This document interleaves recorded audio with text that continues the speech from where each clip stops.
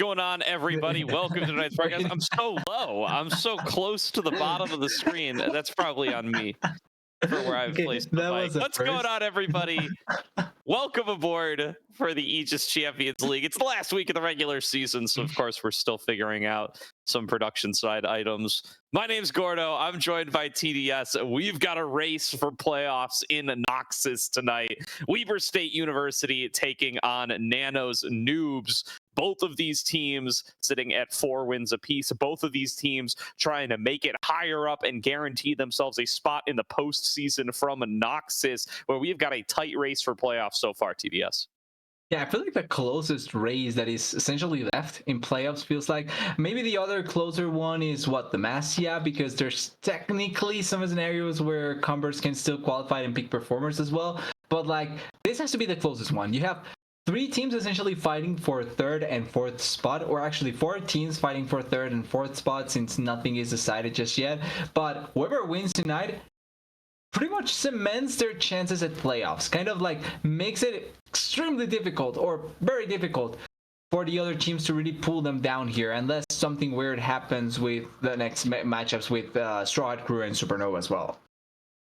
Yeah, absolutely. So basically where we find ourselves in this Noxus group, just to set the stage a little bit, CCG Esports and Mirage Alliance Baguette have both locked themselves into the postseason. They are 7-1 apiece. Nothing can happen anymore to stop them from being able to make their move on up towards the next level, towards top 16, and towards that double elimination bracket. But we do have 4 more teams that are in contention for the remaining 2 spots. Weber is sitting at 4-2, currently holding 3rd. Straw Hat Crew are sitting at 4-3, currently holding 4th. Nano's Noobs are also at 4-3, but with 1 more loss, sitting in 5th. And Supernova Dark Matter are sitting at 3-3, 6-6 game record. So any of these teams could move on up. Notably, Supernova and Weber both have 2 more games left to play apiece. They will be playing each other tomorrow, which will also be a very important playoff standing match, but might not mean anything if Weber can't pull out a win here today and move themselves up to 5 wins. Nano's Noobs, this is their final match. 5-3 going to be necessary for them as well if they want to be able to make it into top 16. So a ton to play for and a must-win series for both teams. Yeah, it's really difficult to try and put them in a place where it's going to be difficult for the side of Nanos to go over this if they are not able to win today. Because for better or for worse, Weaver still has 1 more matchup, which means that even if they lose today, they have still a chance to make it happen if they win against Supernova Dark Matter, and there's a weird situation in playoffs, right? In the standings, right? But for Nano's Noobs, this is their last match. If they lose here, they are capped at 4 wins. And 4 wins, as we've ran it in both the predictions in ACL as well as in the South Mine, it's going to be extremely difficult for it to actually mean that you're going to qualify. So they need that win extremely important today, and it's going to be a fun match. I'm expecting at the very least 3 games. If not, I'll be disappointed. Yeah, I think 3 games is super likely here. Both of these teams, very similar records, beaten very similar opposition thus far. Let's introduce the teams first things first. I hope we've got those graphics ready. Weber State kicking things off on the blue side. It is going to be Jexor, or what, Goku, Sendy, and Only 35 from top to bottom. A few names that folks may be a little bit less familiar from. A couple of international players in Goku and Only 35, and a collegiate roster, a little revamped from last year, but one that really took the CLOL scene by storm just last year. Yeah, it's an interesting addition or interesting additions that they were able to pull off. One of the few rosters that does have, like you're mentioning, those international players, but it's an interesting addition. And I think one of the players that you always have to focus if you're looking at this Weaver has to be the mid laner, Goku. Probably one of the most interesting ones and one of the biggest shining points for them. Yeah, absolutely. I'm really impressed with Goku so far. He has been the big focus for this team. He has been drawing the lion's share of the bans, so most of the opposition definitely reading that the way to play against Weber is you gotta try to limit Goku's champion pool, his LeBlanc especially, one that a lot of folks have been focusing on very heavily. His Yone too, drawing a lot of bans. Both of those drawing enough bans that he hasn't even gotten to play them yet, but picks to keep an eye on for tonight. Meanwhile, coming in on the red side, it's going to be Nano's Noobs. It is X-Royal, Ivan, Lycamaz, Hub, and Nukes from top to bottom. You know them, you love them. We've gotten to see them on this very stream earlier this split, and a kind of reunion roster from the Reluminate GG team that has been overperforming in open qualifiers throughout 2024. Yeah, they were already doing quite a good amount of play. They are certainly one of those teams that a lot of players have been extremely excited about, and there were a lot of shoutouts before even coming into the ACL that people were qualifying Nano's Noobs in a maybe lower point that they should have been. But in general, they are a team that you should always be careful about, and they are at the cusp of qualifying. The problem is that they were in a group that we kind of, pretty much everyone has said that it's one of the most contested groups so far. So it's difficult to not see why they are in this spot. Yeah, it definitely is. So going to be an exciting matchup between two teams who've both been able to take down some of the heavy competitors here, most notably Nano's Noobs with a win up against Mirage Alliance Baguette, the team that's already qualified here at 7-1. They are their only loss throughout this season, while dropping to Supernova, Dark Matter, Straw Hat Crew, and CCG. Meanwhile, Weber State, they've been able to take down the likes of Straw Hat Crew, who were able to beat Nano's Noobs and who have looked very competitive throughout the split so far as well. So definitely some really good competition showing on up. And now let's see what we are going to find in the draft. Nico going to be banned away on the blue side, Skarner on the red, so continuing to try to take some of those picks away from Or What. And that's Skarner been a very heavy ban for teams all over the Rift throughout this patch and throughout most of the season so far. Yeah, I think the amount of times we've seen Skarner actually play can be counted with, what, 2 hands? I think around that, it's not that frequent that we see the champion getting left open, and it's a really strong champion for a reason. The rest of the bans, a lot of meta bans coming through. The Ashe as well, still dominating the bot lane because of her range and the value that she brings for most of the potential for the team, and it leaves open quite a few champions. But at the same time, I'm not sure what you want to prioritize. Maybe the Yone for Goku potentially, or maybe you want to leave him a potentially better. Okay, so it's not the way the Yone, but they did certainly go for a mid laner. It's the way, and we're going to already see a lot of action from him, it seems. Yeah, Goku getting a lot of prio here as they snap up that Hui first. They have also sent it bot this season. Sendy has played a game of Hui bot, so could be keeping that flex alive. Granted, I do think that was earlier in the season when people were like unwilling to play marksman entirely. So I think the Hui bot got a little overrepresented. Could it still be support? Could be. Definitely. Would surprise me from only 35. He's a little bit more of a melee support player, but could end up going for it. Vyron Ekton for a really powerful top duo, and X-Royal going to get his cream of the crop aggressive top laner that's been a big staple of Nano Noobs play. Not really one to really pick up those tanks up there in the top lane. It's been Aatrox, it's been Renekton, it's been carries, and he is going to grab one of the most highly prized of those to kick things off. Yeah, and one of the better blind picks that you can end up going for, just because it does provide a lot of safety by itself. You don't really need to pull any magical plays as long as you're even. If you're ahead, it's great. If you're even, you can find some value. If you're behind, that's where the Renekton really suffers a lot. And it's going to be the case Santa coming in by Weaver, and a really nice stabilizing pick, because I do think that if you, as a Weaver, most of their play does come from focusing that bot side of the map. Playing around Goku, playing around their bot lane is really where they end up shining. And I do think having this Kisanti as a neutralizer or as a just safe point for the team is going to be really ideal for them. And yep, there it is for only 35. Leona coming through, and the Varus as well, potentially going to be picked here. All right, let's see. Weaver with the Leona selection. There have been some very tight support pools for both of these players. This is going to be only 35's first Leona game this split, but it's been all about the Rel, it's been all about the Nautilus, all about the Alistair, all about the engage for both teams. The one rider to that is Nukes' support Nico that has already drawn a ban here from Weber, but as this series goes on, that's another pick to keep your eyes on. The Varus going to be the selection for Hub here, though, going to give them even more lockdown on a team that already has plenty of it. And I'm kind of curious if it's going to be the lethality bearers or just the attack speed bearers. Looking at the composition on the enemy team, I'm probably expecting to see more of the attack speed, because trying to go over that Kisanti and Leona is going to be a tad bit difficult if you go lethality. But in general, the champion is still in a good enough position that if you pair him with a really good support, you can do a lot of plays and value down there in the bot lane. As the second round of bans comes through with the Jhin, Natalia, a lot of focus towards the bot side because of this with this Kalista as well. there's still good hyper carries that you can opt into, as Weaver, the Jinx is available, the Kog'Maw is still available, though you do have a Leona, so probably not as high in priority. But there's other 80 carries that are still up that you can try and take.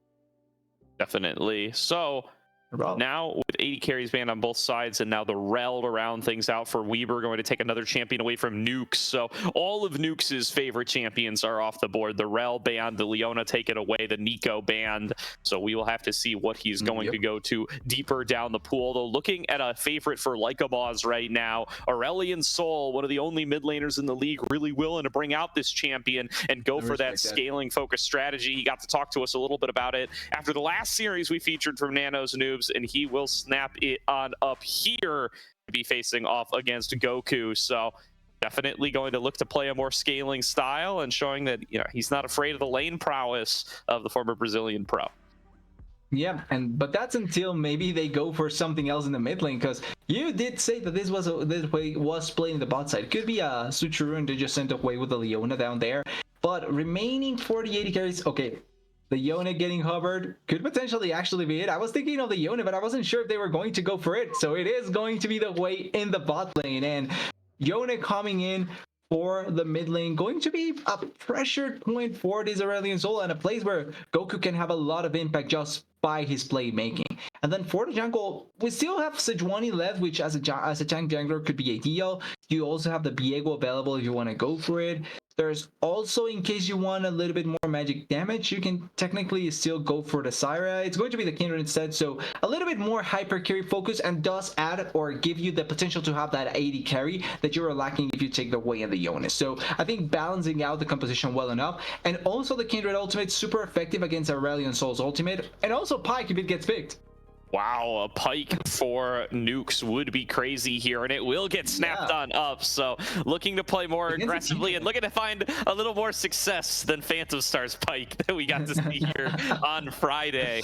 We'll see how well Nukes is going to be able to pilot that one. And then, yeah, this Kindred for Orwat, he's a relatively new face to the Weber roster, even over the course of this season, has only played 2 series with them coming in about halfway through, and has been mainly focused on those carry champions. He's got 2 games of Vi and then a Viego and a Graves. So this Kindred going to match up with the latter half of those picks as another carry force. But Ai's going to be on mid lane this game, though. Goku 100%. Keeping that Hui flex alive, sending it down towards the bottom lane, instead going for an 80 mid laner and a marksman jungler to give them that DPS, and getting a strong counter pick towards one of the scaling preferred picks of Lycamaz. So gauntlet thrown down. Let's see how Lycamaz is going to be able to do to try to survive in lane up against Goku's Yone. Yeah, and also the Yone mixed up with someone like the Kindred and the Leona, you can try and set up certain ganks, because even though Aurelion Sol does have a little bit of mobility, he is he can fall victim to the knockups from the Yone, as well as just the pure damage that both of these champions can try and put over. And one thing that is a little bit more difficult for them is that 2v2 in the jungle. I would say early on, you're going to see more value from the Yone Kindred than from the Aurelion Sol buy. Not because Aurelion Sol is necessarily bad, but because the synergy really will come down to if the buy can lock down a target or not. If she's not able to stun a target, then the value from the dragon's breath from the Aurelion Sol, and then the cosmic, the thingy that you put in the ground and singularity. Yeah. The singularity, yeah, I'm going to stick with that. The thing it's, if you don't have someone to lock you down in position, it's not going to find max value. Would you be surprised that I'm a main Aurelion Sol and I don't know their names? Yeah, that's all right. The Aurelion Sol abilities aren't the most important in the world. It's just, you got to remember Falling Star and Skies Descend, and then the rest is... No. The rest is whatever. I don't even think I know what the... No, I know Astral Flight. Never mind. Okay, we're good. I have all my Aurelion Sol abilities up to date, but there's definitely quite a few champions, especially the newer ones, where you don't necessarily need to know all the names, nor is it necessarily realistic to know. Are you already up to date with Ambessa's abilities? No, and I don't need to be. She's disabled the rest of the season. True. So it's not my problem, at least not yet. We'll come around to that visit in ACL Winter, and we'll see if I know him by then.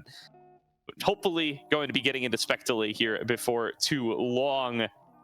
Checking on out how Weber's going to be able to navigate this composition. The Hui bot is definitely a spicy selection for me, and I do like that Nukes comes in with the support counter pick towards it.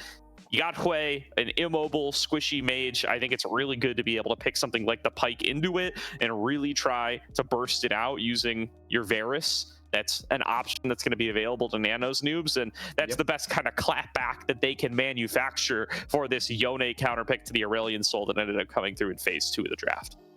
Yeah, and the Pike makes it so that there's the potential now, where I was kind of joking about the potential of the Varus going lethality, but there is now a good chance to actually go for it, because technically speaking, with the Pike, you have so much more pressure when you're taking the Rain of Blades or Hail of Blades down there in the bot lane. You pull someone back, even if it's the Leona, realistically, early levels is not that tanky, so you pull her back, Hail of Blades by the 2-up champions, and you get so much damage, even at level 1 trades. So that can be a really dangerous combo, and it's difficult to try and fight back as the Leona with the Wei, because even though the Wei has great wave clear, his damage output early on is obviously not going to be the highest, and also you want to try and manage out your mana, because you don't want to walk too far forward to try and collect the minions, because you're going to get a collapse on if that's the case. But if you commit so much with your mana, you're going to be lacking damage for the trades. So it's going to be a little bit difficult to get that kind of divide going through there. And that may even just signal to me that there's a chance we may see a lane swap potentially with a Wei if they want to try and keep him as safe as possible. Absolutely here. So going to be a lane where you need to try to keep going to be carries that need to be kept safe for both sides, right? The Hui needs to be kept safe for Weber, the A-Soul needs to be kept safe for Nano's Noobs, and it's going to make us look at the jungle matchup a little bit more. Definitely an opportunity for Ivan to get very involved early on, while the rookie is a strong word, but while the newer face to Weber in or what is going to have to try to farm things on up. We can say rookie. I mean, he hasn't played CLOL yet. He hasn't played ACL yet, at least as far as I know, unless it was under a different name. So definitely a strong debut for him so far, with Weber being able to end up 4-2 at this stage. But this is the time where you really got to prove it if you want to try to make that postseason by taking down some of the real close competition in the standings in Nano's Noobs. And then it's Supernova tomorrow. Close it out. Yeah, I mean, I'm excited for those matchups. I'm one of the few, actually I think I'm the only believer in the Weaver power from the Salt Mine. So if they're able to pull it off today, I'm 100% convinced that they will be able to pull it off against Supernova. I'm also the only one that will go against the Kovic team, so it's going to be fun seeing if I'm right at the end of play or not. But as you can see there, the composition's kind of what we expected. Nothing out of the ordinary after we already got the picks for each player. And also important to remember, as always, full on fearless draft means that all of these champions you see here are going to go away next game. Definitely. And going to mean that this draft is going to get more and more complex as the night goes on, and might mean that we get to see some more of those spicy pocket picks that we've gotten to see from the supports in particular. I want to see Nukes playing some more interesting stuff. You got the Nico band away here. He's shown the Fiddlesticks support throughout this season as well. He hasn't gone back to it since that one game, but you know, one can dream. Maybe we'll get to see a little bit of something like that coming later on. Once, and why not twice? Yeah, you know, why not? Give it another try. The other big one is Jexor's Urgot, which has been drawing bans and getting picked all season long. Little pocket pick for him here at Weber. And this is what's fun about those collegiate teams, right? They always have their own special sauce somewhere or other that really lets their players kind of level up to try to compete with some of the big shots that they need to compete against. Jexor going to be somebody to be on the lookout for here. The Casante, been his favorite all season. This will be his 5th pick on it here. See how he's going to be able to navigate up against X-Royal, and if Nano's Noobs will give him the opportunity to go to his Urgot as the draft goes on. That's kind of the thing, right, between Silo and obviously the ACL difference. From the Silo, you get to play your champions multiple times. As far as I know, they're still not applying the Fearless just yet, so they are going to get their chances to play their champions multiple times. And here you have to adapt. Like it or not, you have to at the very least have 2 or 3 champions that you're serviceable at, without considering also the potential like main bans that you're going to be just pulling by virtue of the champions that you play. So the fact that you have this Kisante that you're able to pilot very well, if he has a Renection as well, and then if you're able to even pull out the Urgot, it's going to be really ideal for the team. So I'm interested in seeing if Youngsters will, like you're pointing out, will get it, but also what X-Royal will have him prepared for any other of the other picks. He already showed his Renekton, can play the Jax as well. He's not a bad Jax player, and there's other options that he can also pull out. Definitely a lot of options left available for both of these squads as the series goes on. But coming in, looking at just this draft, it's really going to be all about the mid lane for me. How well can Goku do up against Lycomaz? How much can he get done in the early game? How much is he going to be able to support or what on the Kindred in trying to acquire those early stacks and get themselves into a position where they're going to be able to carry through the mid and late game? Because if Lycomaz just gets to free farm and scale, we've seen what a menace he can be in the later game on this Aurelion Soul. So he's really going to warp the game around him, you've got to feel.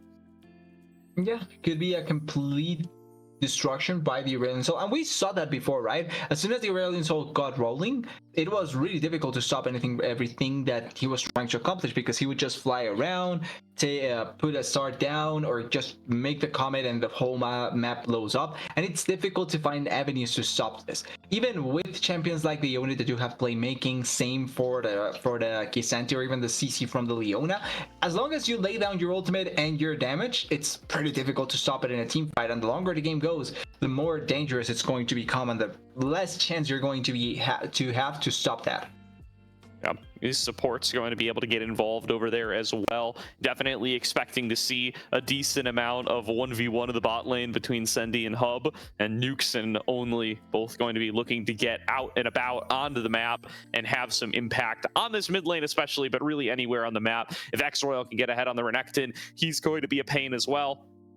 Nano's Noobs with a lot of options, kind of try to bridge themselves into the mid game and get themselves some sort of advantage. Let's see what their early plan is going to look like as we get on to Summoner's Rift for game number 1. And it's starting with no level 1, sadly. It's going to be the Syrian competition, everyone moving around a bit on the side of the map. We may end up getting a little bit of a later in bait though, because with the Pike you do have the chance to have the hook champion pulling someone out of position, but it's not looking like it's going to be that case. It's only going to be the Kindred is starting up on the side, and wait, Kindred didn't start Q. I don't think she has Q actually.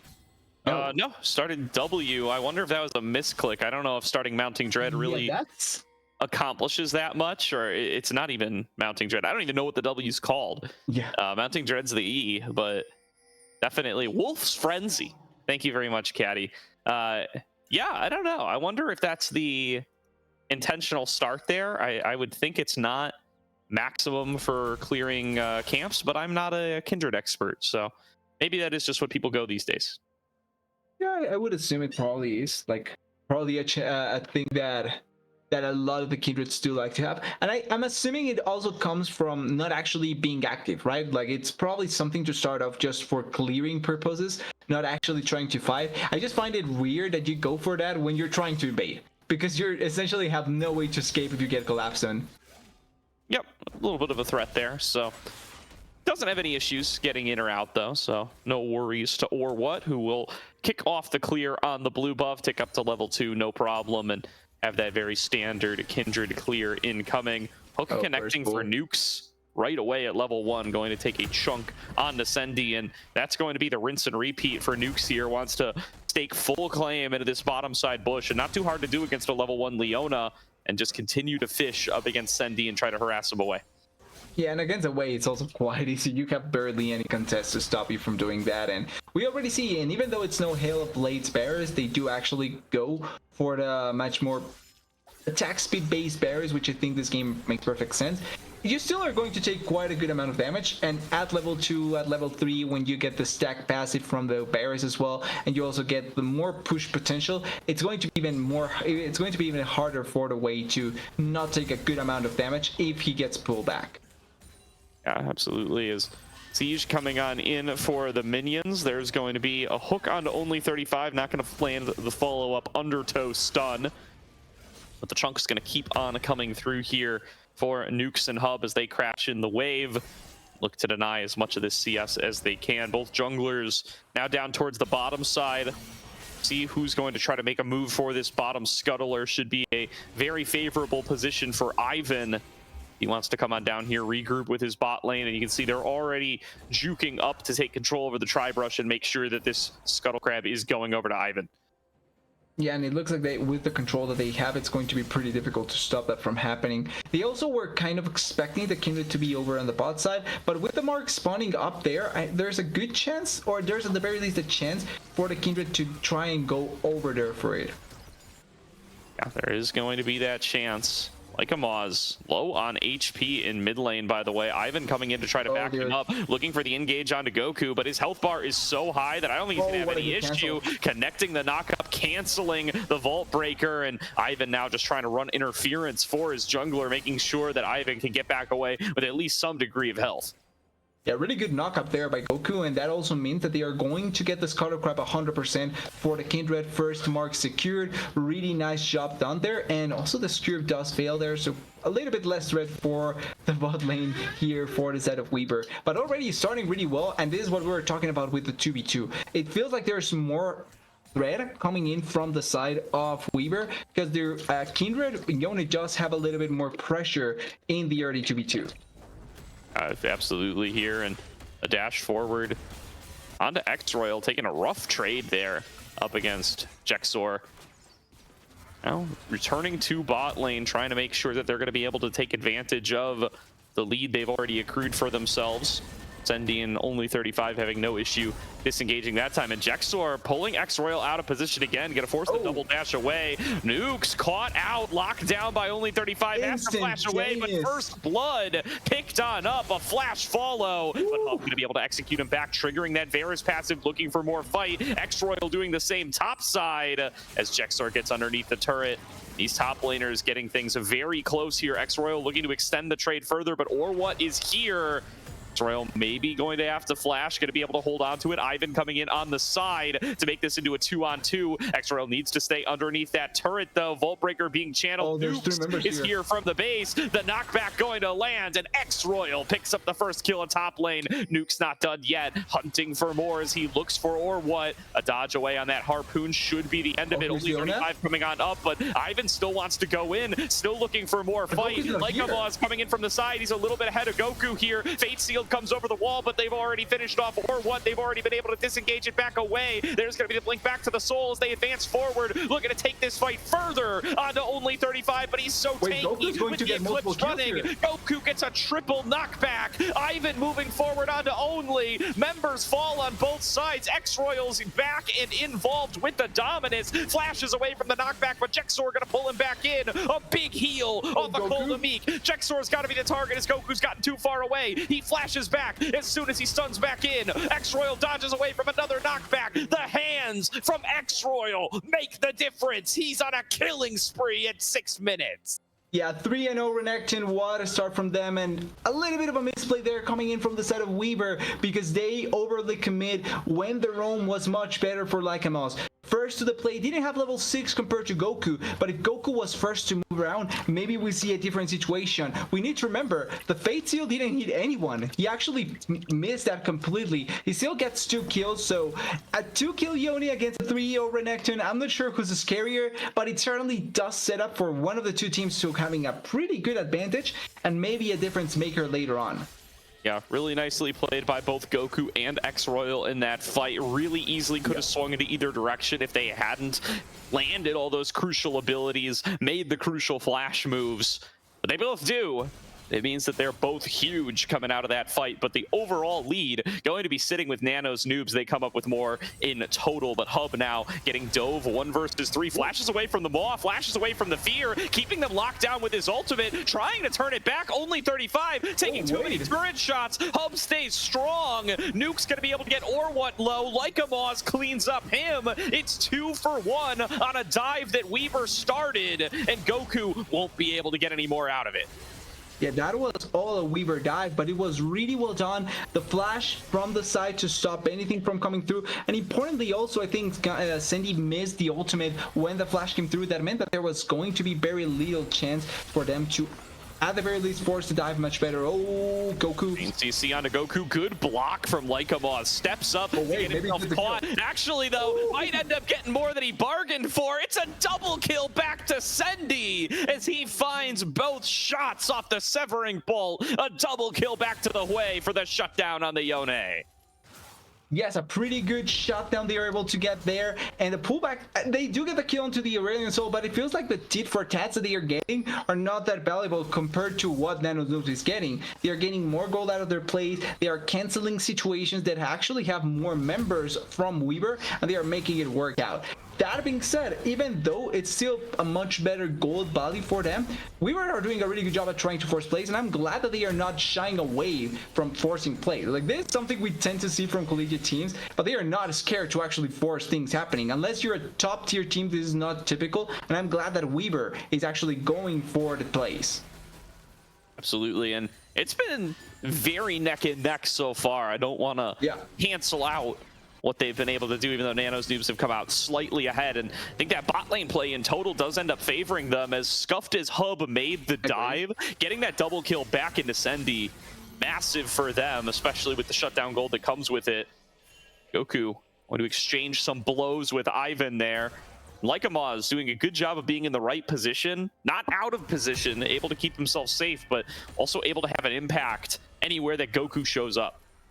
Yeah, and it's a situation where it's kind of scary if you're the Aurelion Soul, obviously, because if you get way too far forward, the Yone can just 100 to zero you, and he can realistically do that even if you're not that far forward. But Lycamos has played the game so well in between where he needs to be that it's kind of difficult for Goku to find the angles to go for the solo kills. Like, Lycamos has been playing this Aurelion Soul super effectively, and his value all around the map has been pretty good as well, as maybe a fight for this dragon comes through.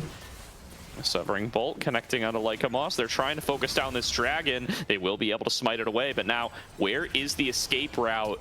Weaver State members inside Nano's Noobs jungle.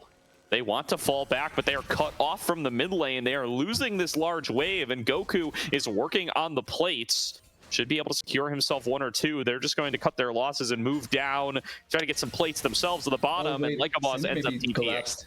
Yeah, I was looking at Sendy on the side, not going to get collapsed, but they are doing something pretty similar as well on the bot side, although they are going to try and stop here. Bye-bye. Ivan finding Sendy, going to get feared away, goes into the cease and desist, but it might just be a little bit too late. Sendy finishes off the kill in what's basically a 1v1 with Ivan, and now the collapse from Goku. Nuke's going to have to flash away as that Fate Seal nearly connects. Nuke's going to survive with just about 250. Yeah, going to survive at the very least with very little health. They are doing a really exceptional job in that position, and they are trying to maybe put a little bit more pressure in that spot, but they have to be extra careful there. Still, it's a good counter play that they are able to go for, and they are going for more here. No, he survived this dive once before. I don't think it's happening without the flash. He's going to drop, or what? No, one more shot would have done him in, as would have only 35, but they juggle the aggro appropriately. They get their kill. They tie up the kill score and the gold along with it. Yeah, they get the gold in their favor, or back in their favor. They are going to lose out on the grubs, which means that the split pushing threat from the Renekton is going to be that much higher. But oh, wait, Goku? Duke's waiting as he gets back to the soul, trying to chunk him out. Ooh. Nice flash from Goku, gets away from the death from below, but here comes the falling star, and Lycamos cleans up the kill. Nice move by Nukes. Yeah, not gonna lie, I think Goku could have just walked forward, and the range from the turret probably would make that threat a little bit higher, and you are not that scared to just try and run away that way. But at the end, really good kill they are able to get, shutting down once again this Yone, not in the gold department, but shutting him down in the sense that he's not putting more pressure on Lycamos. And we're finally seeing Nukes just getting liberated all around the map and trying to find value elsewhere. Yeah, participated in 7 of 9 kills. Definitely been a heavy participant around the map in this early game. That's part of what's allowed Hub to get dove twice, but they've got some confidence in Hub's mechanics to be able to stay strong. He is getting locked down again. The collapse is coming through from the team, but it might just be a little bit too late. They decide to full send it for Sendy, and they do make it a trade, a shutdown, going over to Ivan. And X-Royal haven't talked about top lane much since that early game skirmish, but look at how ahead X-Royal is. Yeah, he's so far ahead that it's really difficult for them to be able to do anything against him, and For now, at the very least, you will have to try and play this for a later stage of the game. You cannot try and stop X Royal here. You have to wait a little bit longer, give more value to Goku that he can try and fight in the side lane. Same for the Kisante. As soon as he gets more items, he's going to actually be able to stop this Renekton. And oh, they are looking for nukes here. Nuke's caught in rotation. Good damage from or what. Hub coming in from the side. Fate sealed. Needs to be flashed away from. Ivan is here, as is X-Royal. They TP'd in. It's all the members of Nano's Noobs collapsing on just 2 for Weaver. And an instant double kill for Hub.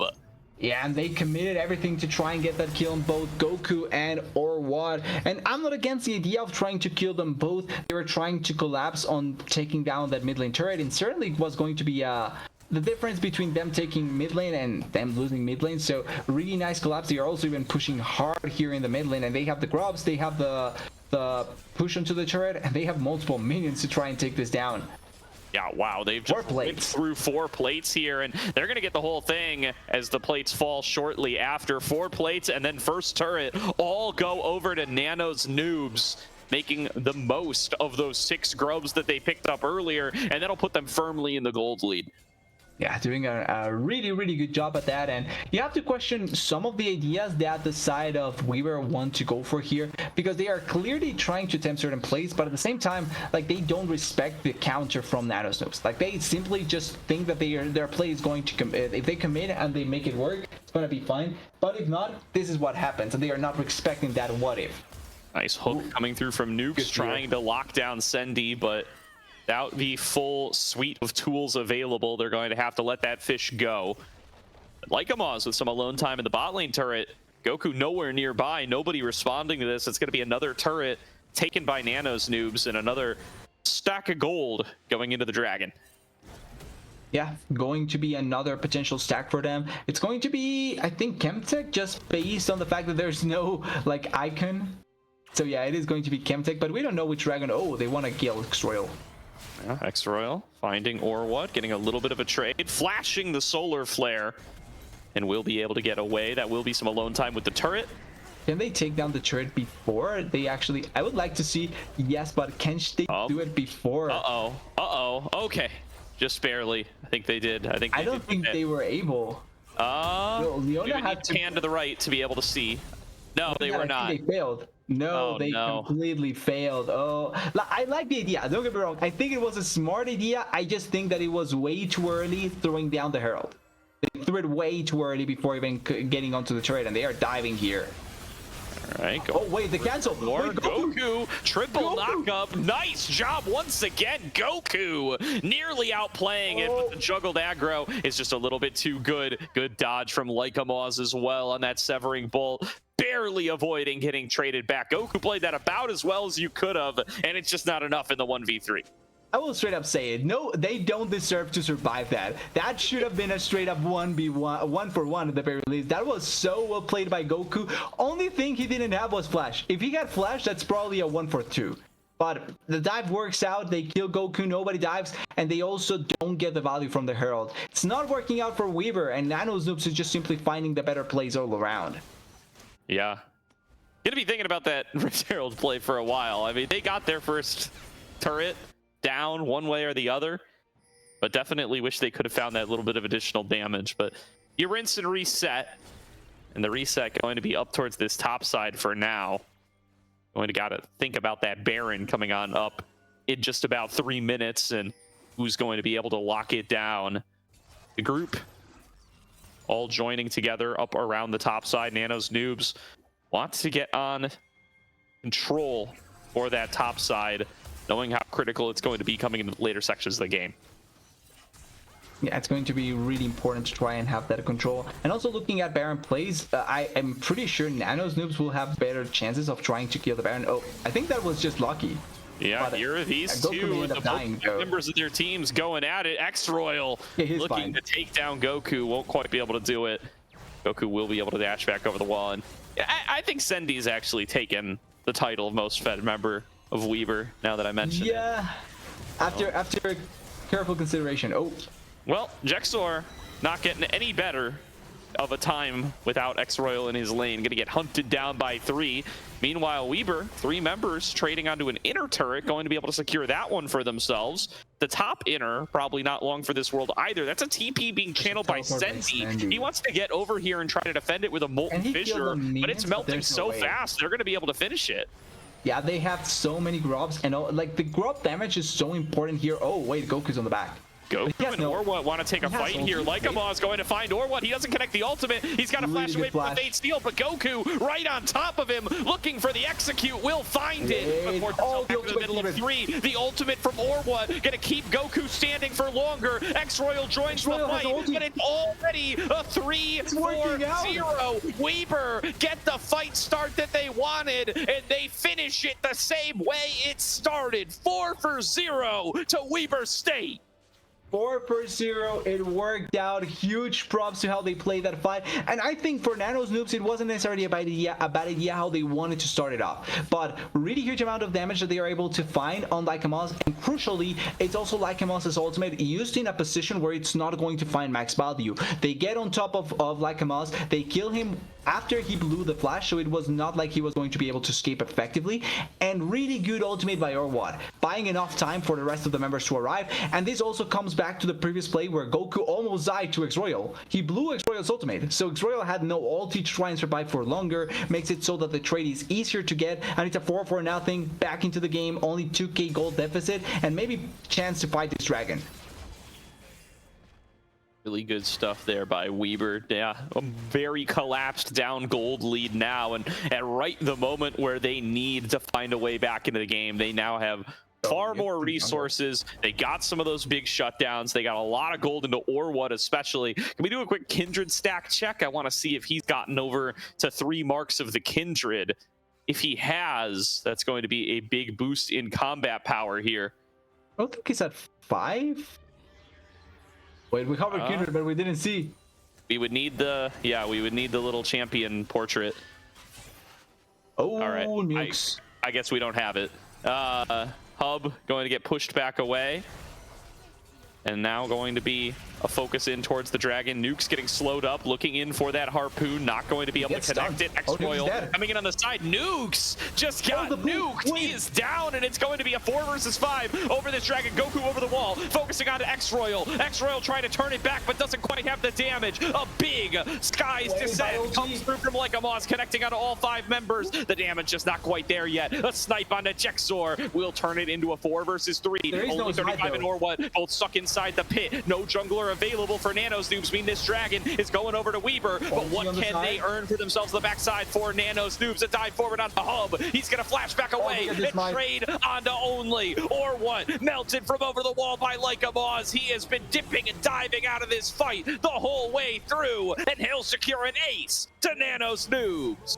Yeah, Lycamos played it as perfectly as he could. So well done. This is Aurelion Sol at its finest, and I love that people are suffering from playing against Aurelion Sol. This is potentially going to be Baron. It's Alchemist coming back. Lycamos has a ton of damage for it as well, and Royal it's going to be able to clean it there. I think the main thing that went wrong for Weaver here, the failed ultimate by Goku. Didn't hit important targets. They couldn't blow up X-Royal quickly enough. Oh, he's dead. Oh, it's not enough. Oh, low health bars. Is coming? Ivan is here for the backup, but you're right. Jexor trying to get up and involved over here. 5k HP onto the Baron. They're going to try to return fire here, but over the wall goes Lycamos. It's going to be only Ivan and X-Royal left fighting in here. They'll be able to secure it in just the nick of time, and they get out of there. Nano's Noobs complete the heights. Yeah, I think mistake there by Jexor is not able to pull the bike closer to the wall and pull her out of the Baron buff. Still, that wasn't I don't think that was going to work out. I think they should have just focused on killing targets in the process and then make it so that there was going to be less damage to try and fight it out. At the end, it's 5-man Baron for the side of Nano's Noobs, and once again, complete control of the game. I don't think Weaver is just out, because we saw in the previous fight how if they can get the initial burst into a target and they can connect most of their abilities together, it's going to be really easy for them to kill them because there's no true tank. But Nano's Noobs also has the damage in their favor to try and kill them. Oh, yeah, all they really accomplished objective-wise, though, is stealing away one individual Infernal Dragon, and that's just not going to do much to keep them competitive here. losing out on some of those big opportunities, and there's going to be a hook in onto only 35. TP being channeled. They're going to all in for their fight here. X-Royal's going to be able to join in as well. Falling Star does not connect. X-Royal coming in the middle of 4. He's at risk of being one shot. The team cannot back him up. It's a double kill to or what, as both frontliners fall for Nano's Noobs, and right as I was saying that Weber hadn't pulled themselves back in, they get another shot. Yeah, they find a really good fight there, and importantly, they played around Hub being in the mid lane. They waited for the chance because they knew that the Varus was not going to be able to join this at all, and they find a pretty good angle and a really nice turnaround team fight. It's not putting them back completely in the game, but they took out, what, 2 Baron buffs, an important push at this point of the game. And also importantly, Sandy is really strong, actually. He's 8-2. The Yone is also reaching a point where he's going to reach his third item later on, and that's a point where pretty much he can solo kill everyone. And also, the Kindred is getting quite strong. She's an 80 carry as well. She's 10k, so she's ahead of the buy. She's about even to the Varus, actually, and the only one that is making the difference right now is really Lycamos. Absolutely. Let's see if we can get a Kindred stack check now that we've calmed down a little bit. I'm guessing 5. I would guess it's something like that.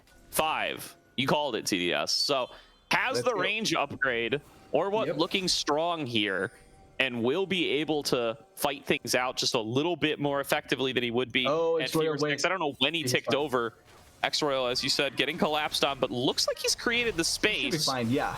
Will they try to dive him? Only 35 would have to go underneath the turret. Instead, they're just going to force him back, get some alone time with the inner turret. They should be able to melt it down. Nano's Noob's going to go for the cross map. Yeah, and even if they try to go for a kill here onto Yexer, it's still like Santa. It's difficult to actually kill him. Royal trying to stop the backs, but he's not going to stop the back from the Yone. I think he may try and turn around with the ulti. Being disruptive, a flash back in, turning it onto or what? But they will throw down the Lamb's Respite. Hub has arrived for the backup, going to be locking down 2, firing through the arrows, and turning it into a 2-for-0 to Nano's Noobs. And this is something that I was talking about before when talking about what they could do on the side of Weaver. And I think they are disrespecting the potential from Nano's. Like, you know that he has flash. You know that it's a Renekton. You know that you have not enough CC to lock him down in position. And that also the members were coming back from the bot lane with Baron buff. So that means that he's going to be able to stop this as they are looking for Jaxers here. But I think it's not that easy to kill the K-Santa here. Oh, this is TP. This is Goku coming in from the back line. Sky's Descent is available for Lycamos. He's got to fly back over the wall. They dodge out on the Fate Sealed. Sky's Descent comes on across. It's Jexor left alone. Everybody else dodged out on the Comet. And Lycamos going to get an isolated kill onto the Weber top laner. That's a numbers advantage for Nano's Noobs as Dragon number 4 hits the Rift. Yeah, that's more likely going to be Dragon. And this is Goku's another failed ultimate by Goku. He has been failing them so many times and has been barely finding any value. He probably will flash here. No, he's dead. Yeah, he's gonna die. I think he should hold on to it. He will. Yeah, better choice. But Goku has had a really quiet game, realistically. His initial phase was fine, but he's been missing those ultimates so consistently and hasn't found the best value out of this Yone. Not something that we were expecting from kind of the most high player from Weaver, realistically. I agree. Had a really good start. Had that really flashy 1 versus 3 for a little bit on the dive. So definitely showing some of that mechanical prowess. But agree, he's been using the Fate Sealed for gap close more often than not. And they need lockdown. They need to be able to keep one of these or both of these carries in place for the Hui and the Kindred damage. You don't have an engaged jungler. Jexor is mega behind. You only have 1 solar flare, and it's very telegraphed. They need some additional ways to be able to hold a member in place and execute them, and not being able to get Yone into that sort of position is really hurting them. Yeah, and it's really coming down to if the Yone can hit 1 more target or if not. Like, I don't think they are lacking damage, like you're pointing out. I just think they are lacking survivability to be able to make the damage valuable. So if they are not able to survive long enough, this Lycamos Aurelion Soul is just going to be the difference maker. And he even has a Zanya, so you know that he's going to survive for a good amount of time, if not for long enough that he can turn a fight. Absolutely. Like Amaz's been positioning very well in these fights. Ivan over the wall. We're going to get things started on Or What. Sky's Descent comes on across. They're going to be able to lock down the Kindred. Lamb's Respite keeping members alive for a little bit longer. Going to nullify Nukes' ultimate and turn that into a 2-for-1. Coming in on the flank is X-Royal. They're trying to buy some of that additional time. Hub flashes forward. It takes down Or What, continuing to fire away as he gets an angle onto the carries. A massive team fight from Hub. A triple kill to him. Splits a full house alongside X-Royal, and this is Baron to Nano's new. Yeah, it's not the game for Weber, it's more for Nanos, and they are finding everything they want. Hob is playing this as best as he can. Same for Lakamas, and even though they are throwing out their pocket pixie at this point, it's working out massively well. Another Baron buff, another good potential play here for Nano's Noobs, and maybe this could be the chance to open up the base finally. Could also be another play where we see Weber out of nowhere find a pick and stop this, but so far Nano's Noobs recoup themselves and are finally back in complete control of the game. Almost 10k gold lead, by the way. Almost a 10k gold lead, and yeah, with each and every fight, we've called it out multiple times, except for the ones that Weber decisively wins, which they've gotten a couple of.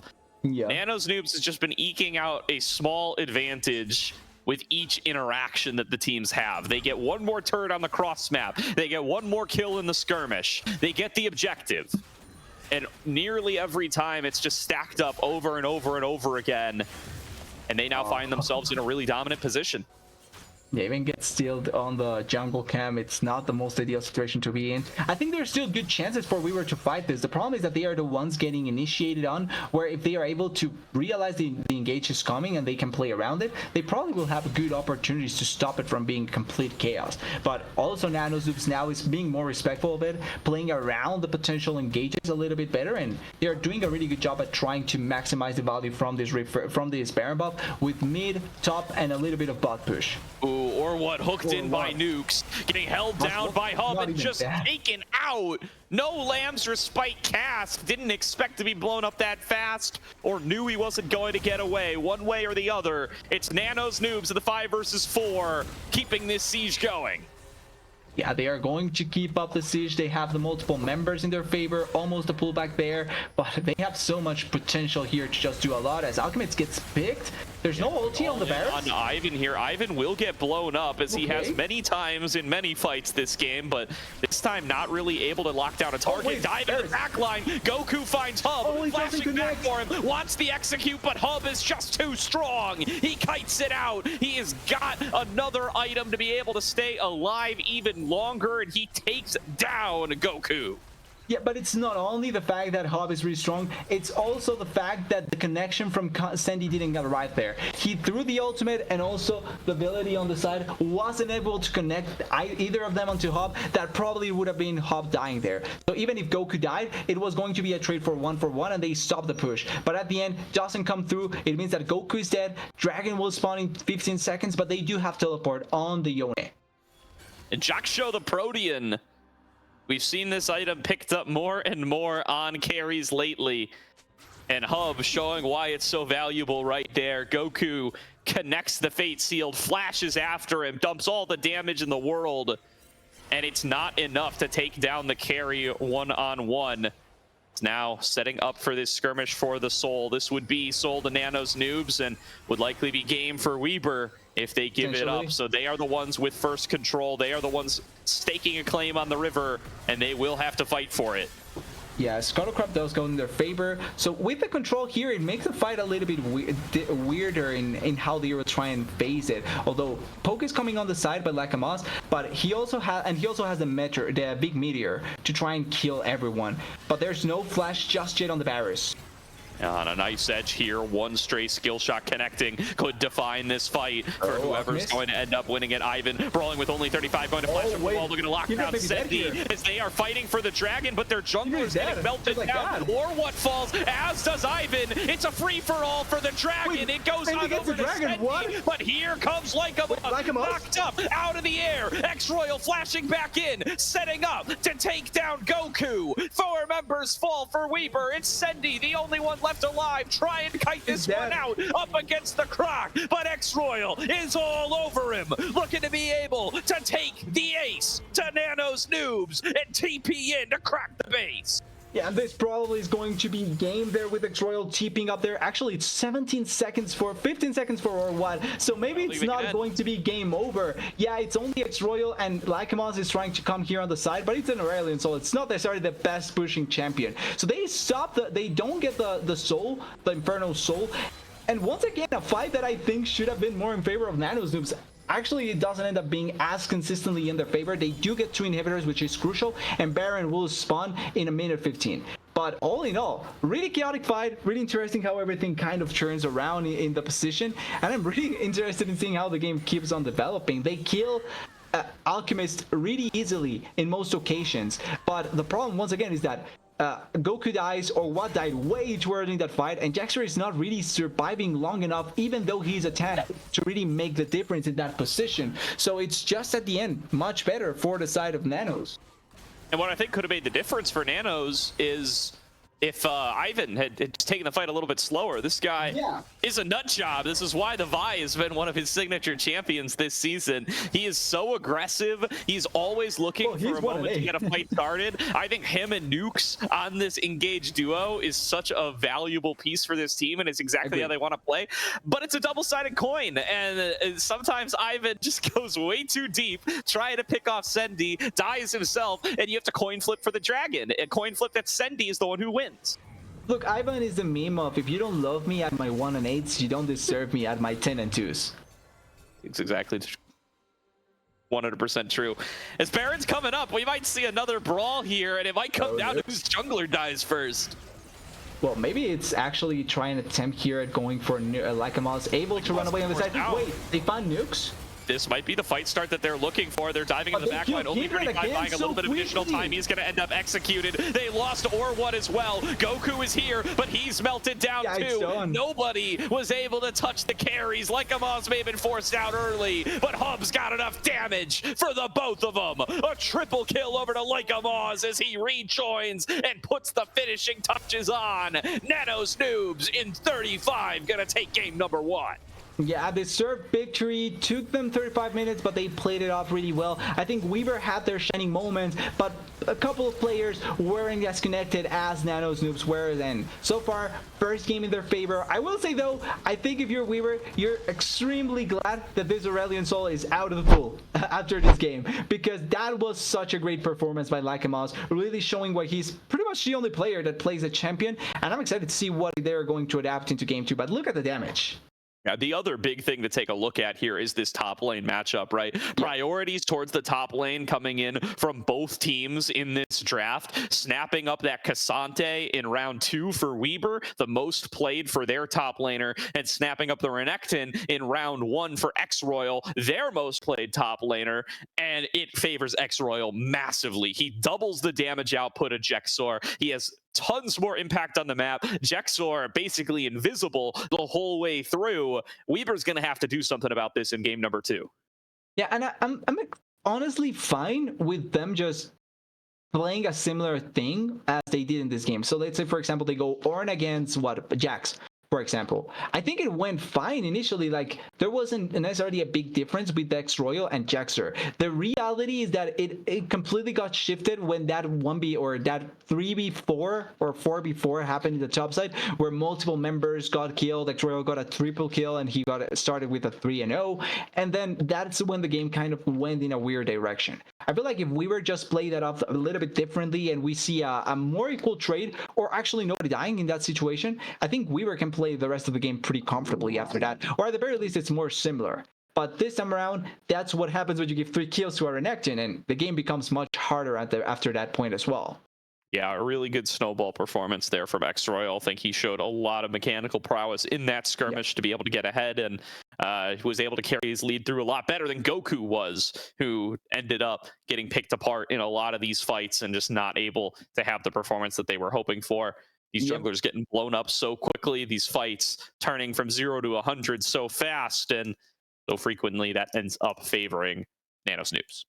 And that's also the other thing that we need to look for in game 2 is Goku. we need to see him do what we kind of expect from him. The shining light from Weaver was Goku so far, and if he doesn't come online, like us, with another performance like that, can carry his team as well into another victory. So we need to see Goku shine, we need to see him appear here, and we need to see him go Super Saiyan if he can. Yeah, I was gonna say it if you didn't. Yeah. TDS. We'll see if we get the Super Saiyan out of Goku for game number 2. We're gonna throw it to a quick break, but we'll be back before too long as these teams get into draft. Both teams, playoffs on the line. We'll see if Weber can fight back.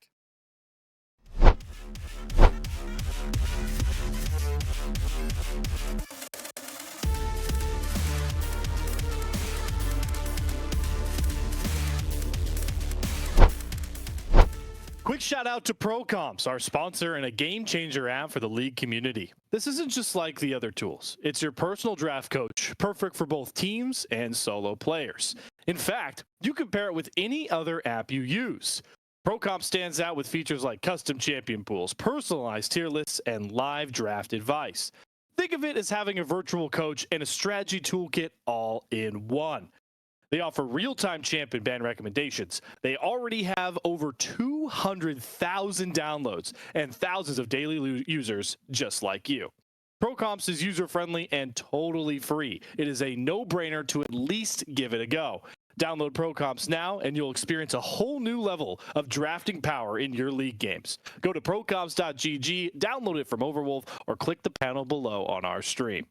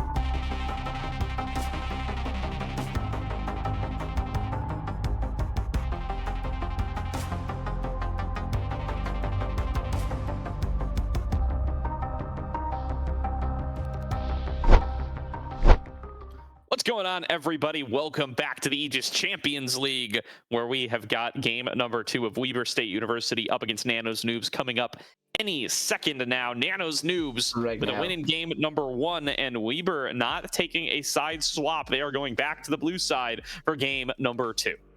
Maybe trying to get first pick once again, trying to secure something specifically, but I don't think Nano's changes anything from the bans, especially fearless bans obviously means that you're not playing any of the 10 previous champions. So what could be their focus going into this next game? It's still the same 4 bans, probably going to be the same 6 bans. We're missing Corky, and I'm blanking on the other one. I think it was a board champion they banned here. So Nico, Aurora. I didn't grab it. Let me see. Rel. So they actually banned Rel here. I think Rel was banned in the second phase. Yeah, so it was Ziggs. Okay. But now they're going to ban Rel. So it could be Rel they want to go 6 ban. here. Yeah, that does leave the Ziggs up.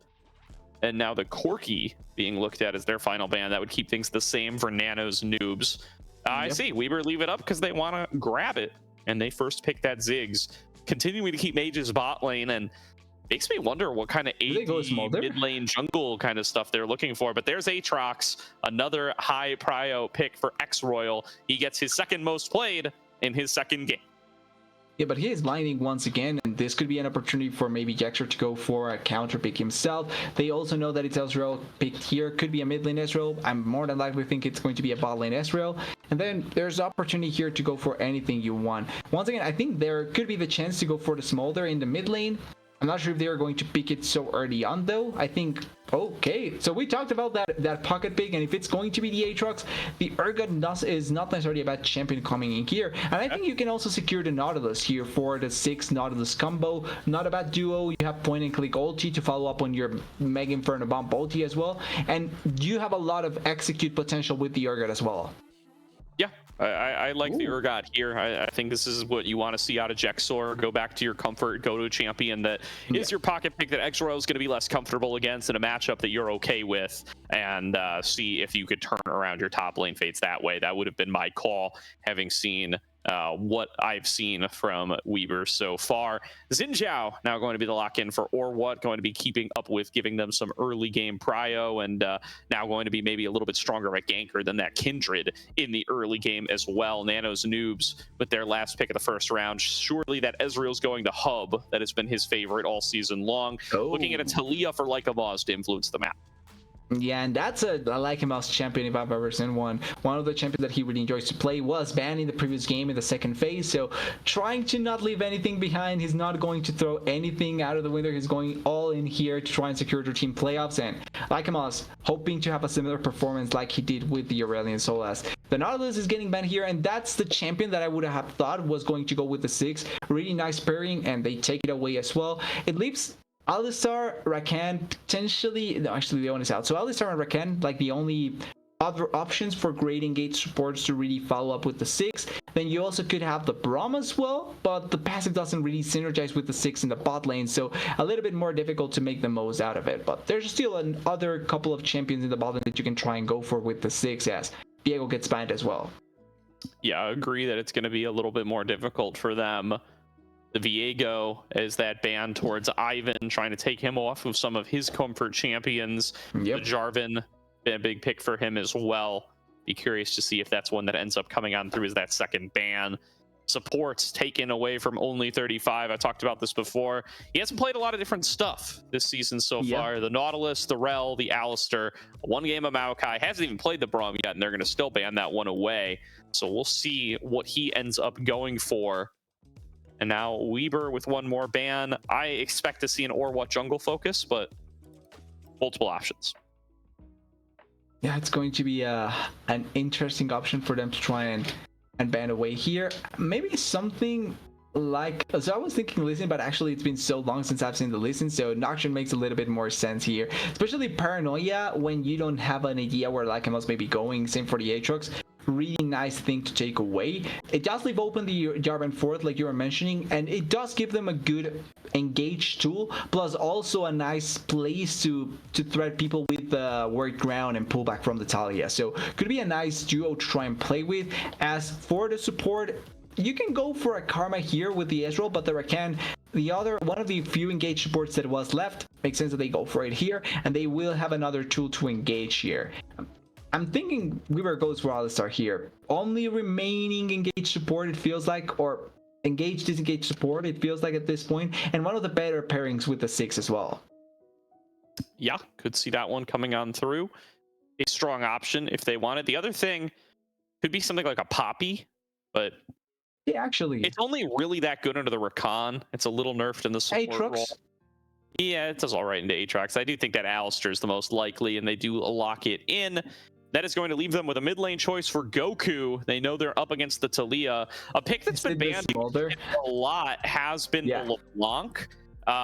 You would not end up with an AD mid laner, of course, but you do have the Xin Zhao and the Urgot for some AD damage. Wouldn't hate to see that one come on across. It's not the best in the Talia, but it's workable. Other options, Zoe. All right, eat your heart out, Sammykin, as that's going to be the pick for Goku coming in to game number 2. Season maybe on the line. Yeah, trying to go for a Sammykin cosplay. We know that Sammykin has gone for game 5 Zoe's, maybe trying to make it work out like he did. But it is a risky pick. It does mean that you're playing a lot around connecting your poke as well, but also on the fact that you do have the Urgon and the Xin Zhao, yes, but the scaling is pretty much on the Zoe and the 6.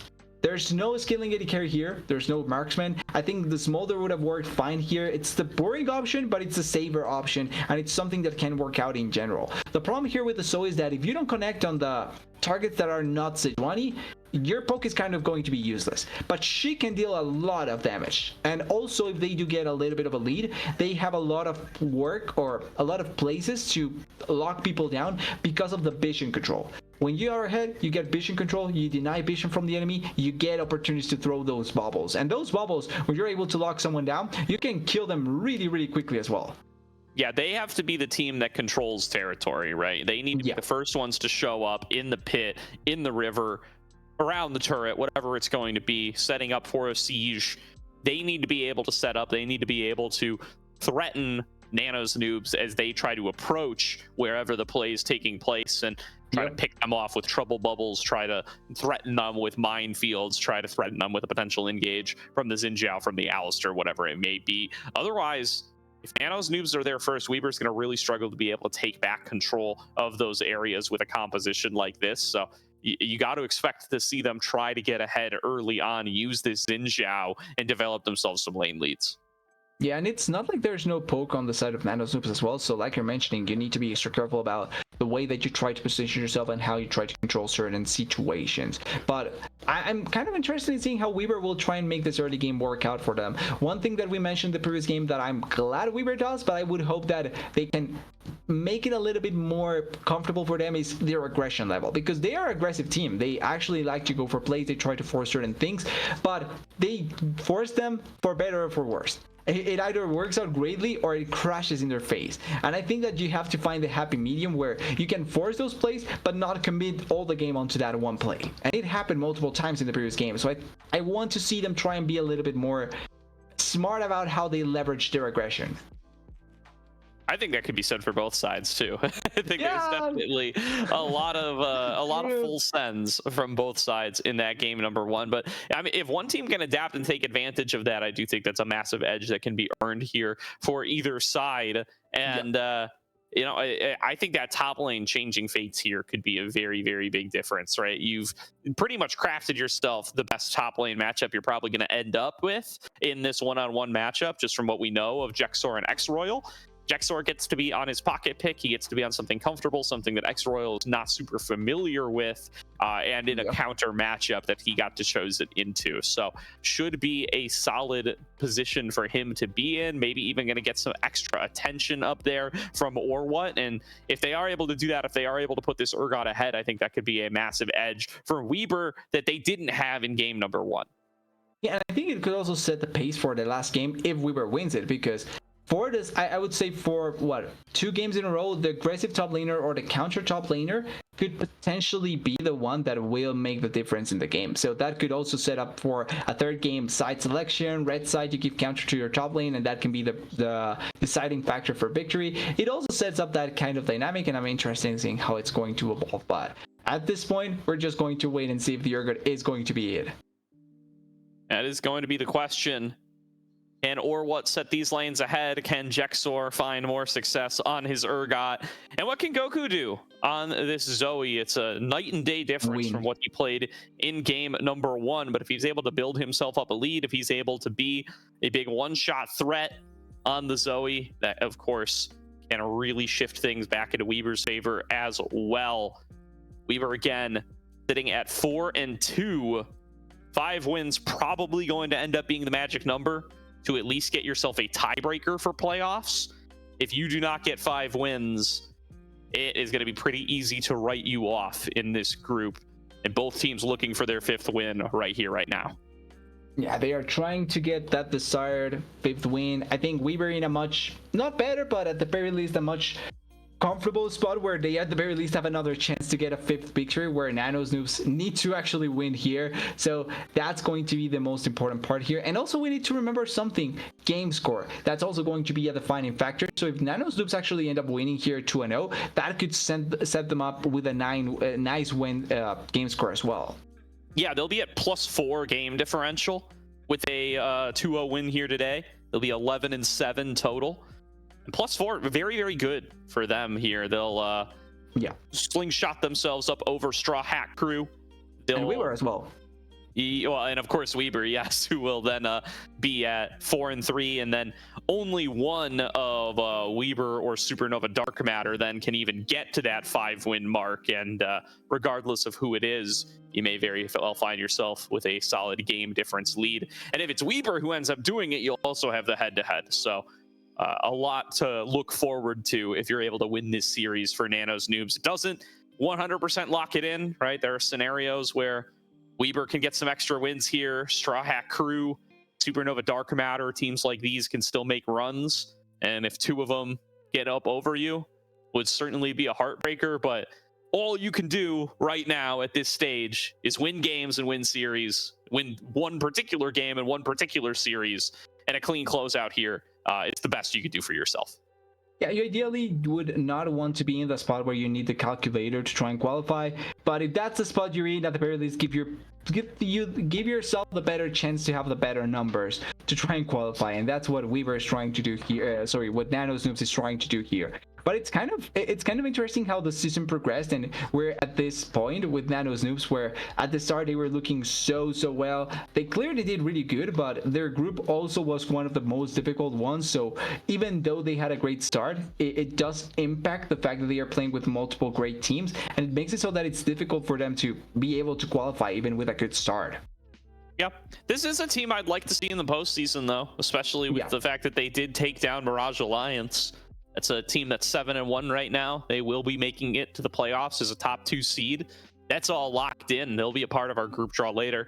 Quick shout out to that, by the way. In probably about 2 hours, we will do our playoff draw. We won't know 100% who's every seed, but we'll at least know a decent margin of them once all of today's games are done. And we will, at the very least, have placeholders for slots that haven't necessarily been locked yet.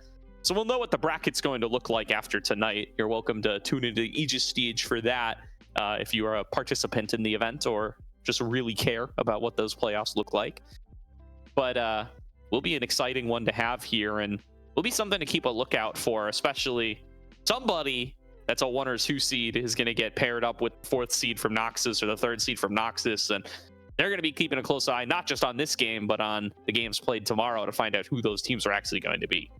Yeah, realistically, and this is something we also talked about in our Saltland podcast, is that Noxus potentially has the strongest 4th seed going into playoffs. I think the other one that could look to be the strongest would be the Masia, depending on if it's peak performers, right? Or next level as well, they do deserve it. But this is probably the strongest 4th seed we're going to be seeing in the playoffs. So I'm pretty sure no 1st seed wants to face them.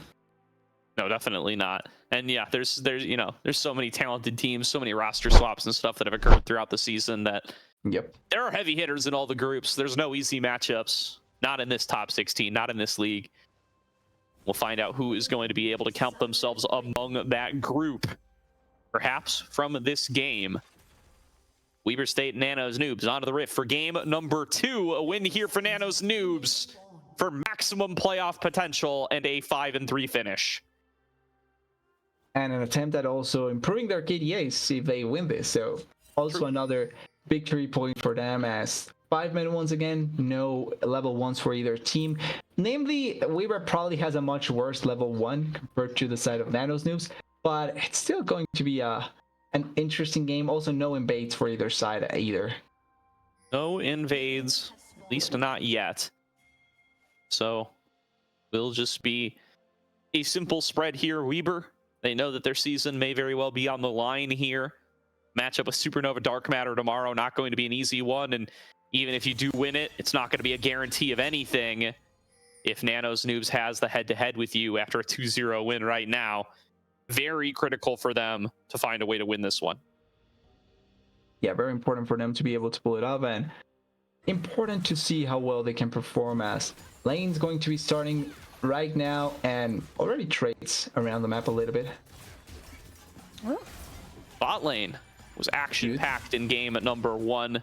Matchup's a little bit different now, though, as Nukes gets onto his more traditional Rakan pick that you maybe see a little bit more game in and game out than the Pyke, and will probably lead to a more passive lane. That's usually what you get when you pick Ezreal, Rakan. They're very safe, both able to have a lot of escape tools at their leisure.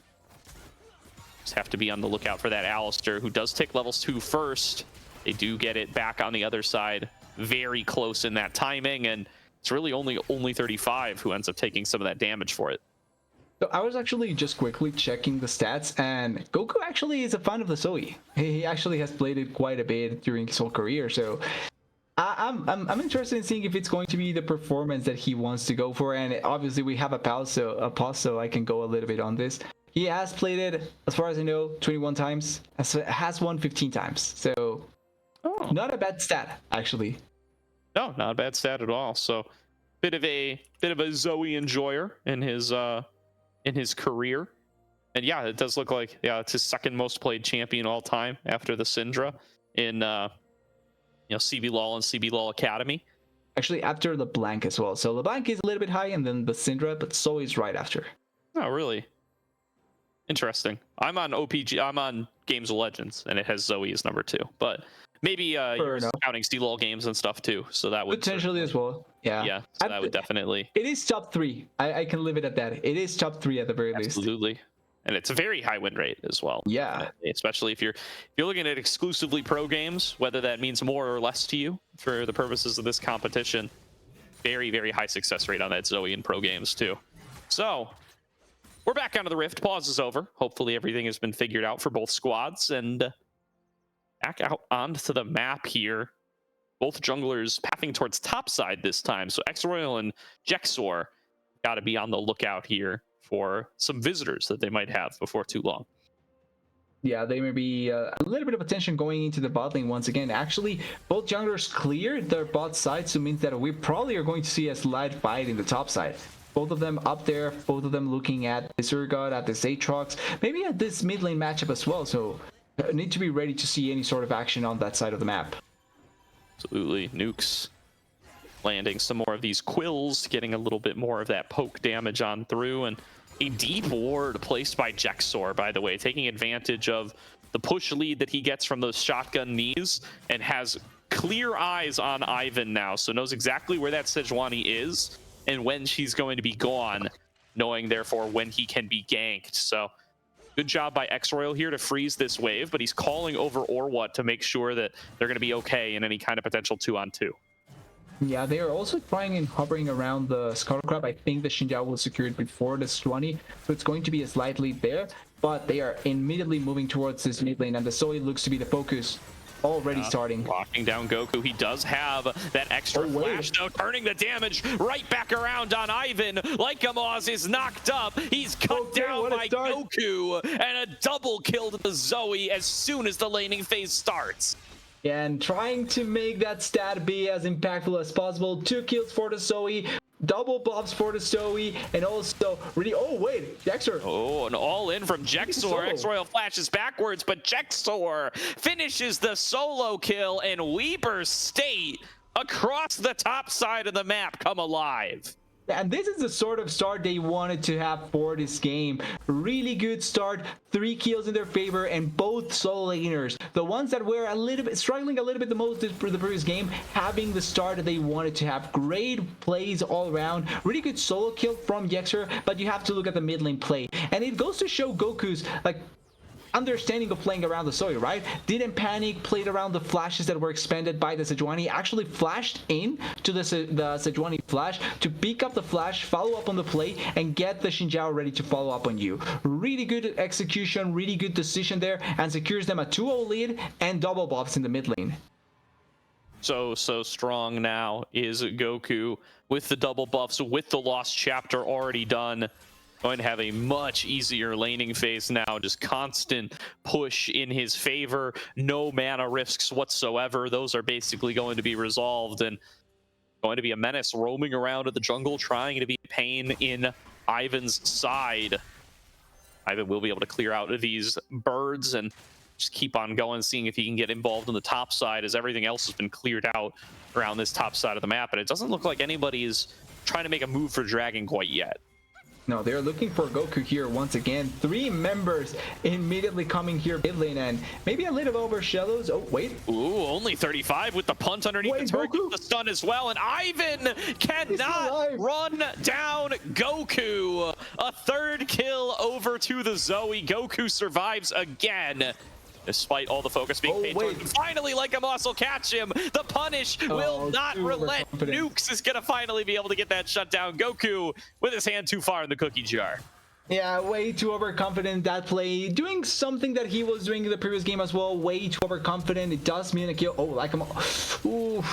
Ooh, knockbacks coming in, or what? Approaching from the top side. It's a dash away yet again. Jexor trying to focus on towards X-Royal. Quite going to be able to finish him off either. They will be able to disengage. Grubs are up and alive. Weber already making a move towards them. They've got a strong top laner. They got a strong mid laner. They should be able to get this. Yeah, they have the Zoe already in position as well. The Talia is trying to come back into the lane, so she's going to be a little bit too late for it to work out. So they will more than likely secure these grubs. They are trying to set up a play here in the top lane, though. Jexor does not have flash, so this could be a good chance. And they also have the Rakan on the side bot.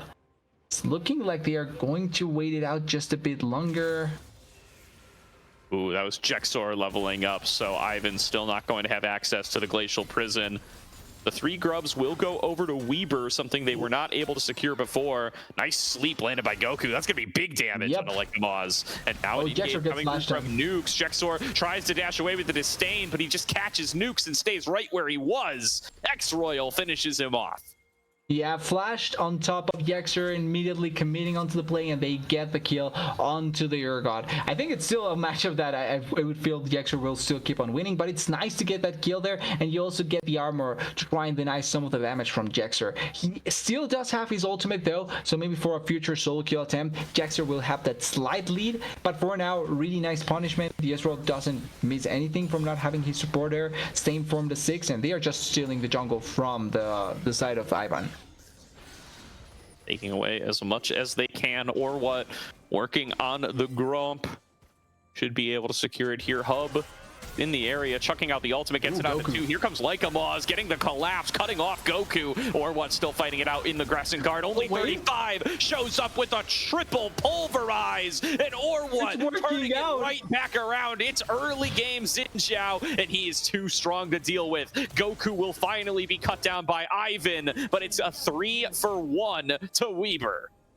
3-for-1, multiple kills on important members. The 6 is now 2-0, and even though the Zoe died, she did also get a kill on the side, so really good play there, really nice punishment, and I was expecting to see this be a Nano's new victory, but the Alistar coming through super effectively there, and also the super long range ulti by Sandy actually making a difference, because with the fact that the Ziggs doesn't need to be that close to do damage, it just means that you need to be extra scared about it. That's what it's all coming down to. The amount of damage that Ziggs can pump out, going to help them out later on when that Xin Zhao isn't the force that he is right now, as well as the Zoe. And another fight win for Weber, this time spilling over into the bottom lane, giving them more advantages elsewhere to continue to work with. So all their eggs aren't just in one basket. A really great position for them to be in. Yeah, and even though they lose a play, they actually want to kill Jaxer here. Lycamon's on the side, but way too little minions to try and attempt this. They are bringing another member though. Shout out to the boys from the Salt Mine coming in with a raid there. Their presence here means the Skibidi Lux Maxers are dead. I'm sorry to report. Yep. They were not able to come out with the comeback against Ember Foxes, so they will be done for. Their season will end here. Weber trying to make sure that that's not them here and doing a very good job of fighting back in this game number 2. Nano's Noobs in the lead, but not looking anywhere near over in today's series. It's only 35. Continuing to get involved in mid lane. Yeah, trying to have as much impact here as possible. Same as the Rakan. They are trying to put a little bit of pressure. Oh, Icamos takes a big chunk there, but Goku did take a bit of damage as well there. And now Slows coming through from Ascendi, trying to fight up against Hub. Misses the bouncing bomb. Not done yet. Knocked back into the ulti, into one more bouncing bomb. Ascendi up there with the solo kill. Meanwhile, Leica Moz is catching only 35 in rotation. Will chunk him low, but not to death.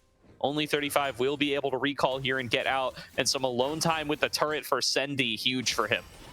Yeah, he's still in a really good spot where Sendi can now try and push onto the turret a little bit. Oh. Or what? Back.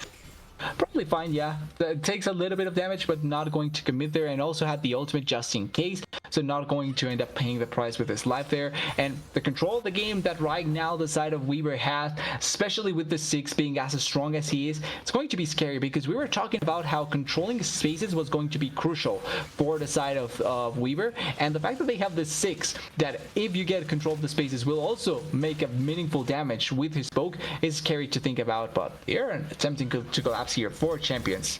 Yeah, 5 members if you count the collapse from X-Royal up on the top. Bouncing bomb comes on through. Nukes loses half his HP right away, and Hub going to be the next victim. There's going to be Ivan landing a big glacial prison. It gets a knock up there onto Orwud, but the Crescent Guard is doing so much work, and it's keeping them alive for so very long. He's too far ahead. Think got snagged there. Okay, there's going to be the pullback in. It is on to X-Royal, but Jexor now going to be left all alone. Hub blinks forward, gets the execute, but trades his life for it, as Orwud will easily be able to finish him off. And at the end of the day, that is a 2-for-1. Yeah, you know what? Getting at the very least 1 kill there, not that bad for Nano's Noobs. And it's also Hub that gets it. He was trying to get something back after how the bot lane went, and even though Sandy will more than likely get all the plates here. Wait, actually, I think they get 5. Right, he just needs like the auto. He's just worried about Nukes locking him down, which is understandable. Yeah, just trying to get that passive back. It's 1 more auto, and I think that'll be first turret. Yup. Weber. Oh, wait. Here, first turret gold, but there is a second grub stolen by Ivan. Will make it 4-2. Surprised they lost it. Actually surprised that ended up happening there, but nice for Nano's Noobs that they get at the very least 2. If the Ziggs gets that, I would think that's probably one of the scariest things to be facing, because his siege would be really difficult to stop. But really nice that they get another one, although I say that and then I look at the Ziggs and he's 2 items for an O. Okay.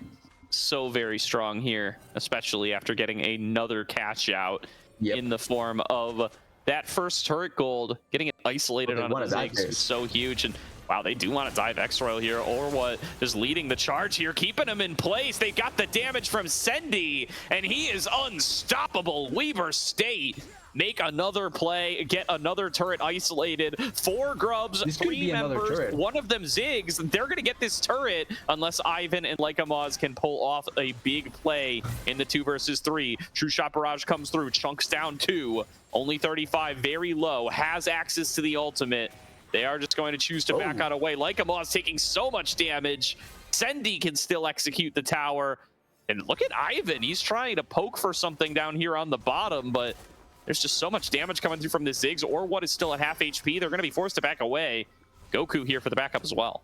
Yeah, any bouncing bomb by the Ziggs is a little bit of a scare for the side of Nano's Noobs, because they know that if they get connected on, that's a lot of damage they are going to be eating with 2 items on the Ziggs, and now extra magic pen added on top of that. You also will get the poke from the Zoe added onto it, and I'm pretty sure he just collected 2 turrets or 2 5-play, or actually no, I think it was 1 5-play turret and then just 1 3-play turret in the top lane, because it was after the plates went down that he collected them. Absolutely. So, Nano's Noobs, looking at this bottom lane dragon, want to be able to secure themselves the first of the game, and they're going to make a pick here on towards Sendy. Huge shutdown gold going into X-Royal, and if it wasn't already cemented, it's cemented now. Nano's Noobs, they want to play through X-Royal in this game in an attempt to fight their way back in. They get a huge chunk of gold onto that Aatrox. He's going to complete his first item off of that, getting some time with the turret as well. They're going to start to try to stack dragons. Yeah, it's a great punishment. I'm not sure what Sendy was wanting to get there with that bit. Like, that's useless vision, because realistically, there's no use for that. Even if you were attempted at diving, you probably could have played that if you know they're there, where if you're trying to walk blindly, you're going to get just committed like that and you're going to die 100%. So not sure what the plan was, but with that kill, it is going to be dragon. It is the first dragon of the game, so probably not going to be on the plate for this game, feels like. Probably not. Clearing out in this bottom river, Ivan should have no trouble getting onto that scuttle crab. And take a look around the map here. Now that X-Royal's been able to cash out on that shutdown gold plus the tower, he's got the Eclipse plus an extra tunneler, so will be a fair bit of combat power into that Aatrox, and a break where he doesn't have to engage in combat, perhaps more importantly. Gotta wait for this Xin Zhao to fall off, I think, before you're really going to be confident taking these skirmishes, unless you have a numbers advantage. Yeah, which is not typical that will happen, but it's something that you can try and play with as. Oh, no, here comes Rob. They are engaging out, on it. perhaps already. Only 35 playing this so aggressively. Mega Inferno Bomb goes wide. Doesn't connect any damage on anybody. TP being channeled. This is Hub rejoining his teammates. There's also Jexor coming in here. The Glacial Prison going to connect. It's on to only 35. It's only slowing them down just a little bit. Nuke's going to be the target as they dive forward for him. Knockbacks coming through from X-Royal as he tries to create space, and it's Hub who's left out to dry. Hit by the sleep. Goku takes him down. Rift Herald taken as an escape route, and Weber come up with 1 kill, 1 turret. The Rift Herald is being driven in the wrong direction, and they are happy with how this worked out. Yeah, it just crashed into the side. It's not going to get any sort of extra push there. Oh, or what? Or what? Taking a bold fight here up against X-Royal, but both parties will back away at about half HP. Yeah, but you can really notice how strong Sendy is, that even when he got killed before, he's still not scared about walking forward and trying to get something. Like, he just missed the Mega Inferno Bomb, still walked forward the rest of the team, threw bombs out, did so much damage, and barely was fearful about anything. Same for Goku. Like, he was quite low, but connected 2 bubbles onto the Ezreal, kills the Ezreal from 100 to 0, and up, even though he teleported there, barely did anything.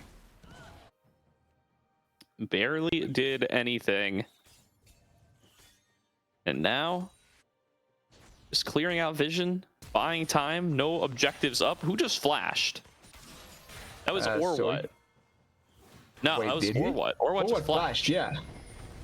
All right. Well, looking for a little something. Lycamaw's getting collapsed on. Nice flash from Goku. Trying to get on away here. Goku trying to be able to turn this around, but he will fall. Lycamaw gets that kill credit, but the sleep guarantees a kill back to Sendy, keeping him in place for the Mega Inferno Bomb. Oh, they want to kill her, good. Yeah, X-Royal's now on the wrong side too, so top laner's getting collapsed on both fronts. There's going to be Ivan trying to get the lockdown onto Jexor. Nuke's coming in, going to force that flash. Flashes afterwards to be able to connect the quickness charm. Here comes that True Shot Barrage for a little bit of extra damage. The full combo from Hub should be enough to clean up that kill. Meanwhile, let's take a look at the bottom lane. X-Royal deep behind enemy lines. He is in the enemy base. seeing if he can try to find an escape route here. There's a TP being channeled. It's Sendi trying to find the cutoff for X-Royal, but that's going to leave Orwut in this one-on-one. Can he try to sustain his way through? Can he try to trade back? Ivan is coming in for the backup. The challenge from Orwut is bumping out enough damage. The sleep from Goku will finally lock him down and earn a kill back to Weaver. Yeah, and what a fiesta turnaround we're having this game, where they're just committing for multiple plays, and even though there's good opportunities that Nano's is looking for, Weaver is just thriving in this chaos, finding more picks, finding more value, and getting so much more in their favor. Now, moving 2 members up towards the top are Weber. There's 3 members recalling that push. Yeah, the Ludens companion stops 3 recalls for Sendi, and the fight will continue, but there's a TP coming on in, like a Moz, coming in to back up his teammates, gets that stun onto Orwut, but only 35 is behind enemy lines, chasing down on a like a Moz, setting up for the turnaround. X-Royal in the World Ender, going to need to end some worlds if he wants to save his team this fight, but only 35 alone might just be too tanky for him. Pulled back in, executed down, 2 kills to X-Royal, but it's going to be the cost of his whole team. Ivan being chased down across the map, everybody else just coming back on the respawn. Jexor with the free lane in the bottom lane, and it is a win for Weber at the end of the day, heroics aside. Yeah, it was a 4v5, so 100% it's a win for them, and they are more than likely going to... We're actually not sure if they get this turret just yet, because Jexor is trying to push it down. Rakan is on the side. There's no teleport on Lycamoz, but they are all collapsing here to try and get it. Yeah, they need to make it a trade. Lycamoz does have the Weaver's Wall. He can use that to try to collapse inwards. Nukes is keeping eyes on him the whole way, and they just decide it's not worth it. They're going to let Jexor recall. Dragon is up, pings onto it from Weaver. Are they going to be able to challenge? Oh, Lycamoz may be getting collapsed on here. Ooh, good vision. Expecting Jexor to still be present after watching him make a beeline away. Orwut already starting the dragon. X-Royal top, no World Ender, no TP. They can't challenge for this. It's going to be a free dragon over to Weaver. Yeah, good thing is that it's the second dragon in the game, so it's not like it's going to be that meaningful realistically, and it is going to be Cloud Soul for the side of Weaver, and I would say for Nanozoobs as well, not a bad dragon to try and get the soul for. You get value for Nukes, you get value for Ivan, you get value for X-Royal as well, and on the other side, Jexor and only 35 also value the dragon quite a bit, so not a bad option in general. Probably could have gotten a better one, but it works out really well. All right, Ivan finding Orwut in the jungle. Poke trying to land from hub. And I think these guys are going to start a fight. The 2 junglers find each other. They've been going all in all game long. Sendi raining through bombs from the side. Mega Inferno bomb nearly turning out X-Royal, but the heal from the Sundered Sky is ridiculous. X-Royal will finally be executed, but it's a 1-for-1. As here comes the backup from Nukes, connecting these charms onto as many members as possible, but Jexor pulls him back in. Fear beyond death, and a triple kill to Jexor on the Urgot. You know what? Yeah, Weaver wins, but what the hell was that heal by X-Royal? Gets so much health back. Namely, didn't matter at all because the damage from Weaver was just simply that much higher. But still, a scary factor to think about if that was a different fight, or at the very least more members closer to that fight. Because Weaver had the numbers advantage, Lycamoz arrived a little bit later, and the poke from both Sendi and Goku were much more impactful. Now, only 35. No Baron for you, my friend. It's that support. It's fine. It's not... Oh! Okay, no, not enough to kill. All right. Everybody calm down. True Shot Barrage. Nobody else died. That's fine. True Shot Barrage doesn't take anything. But what a pop-off there by Jexor on the Urgot in that last fight. The only member that wasn't putting together highlight reels yet from Weber, and now he joins the rest. Nearly a 10k gold lead. And Weber are in full control of the map with this Baron buff.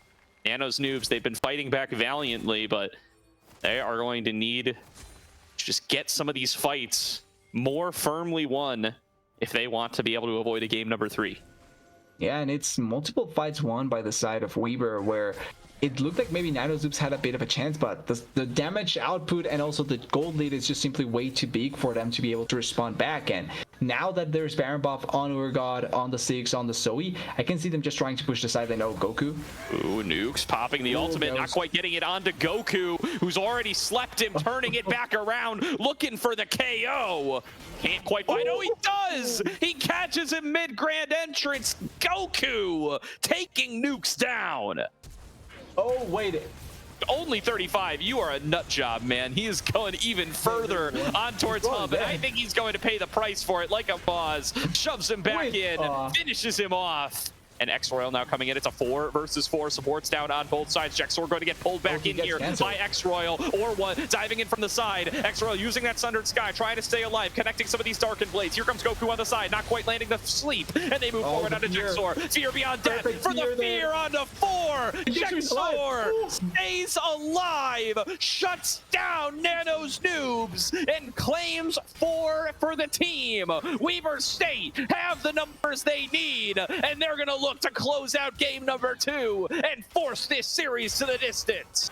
Oh, really nice pullback there by Nukes. Buys him a little bit of time, but it's not going to be enough. This is a 6.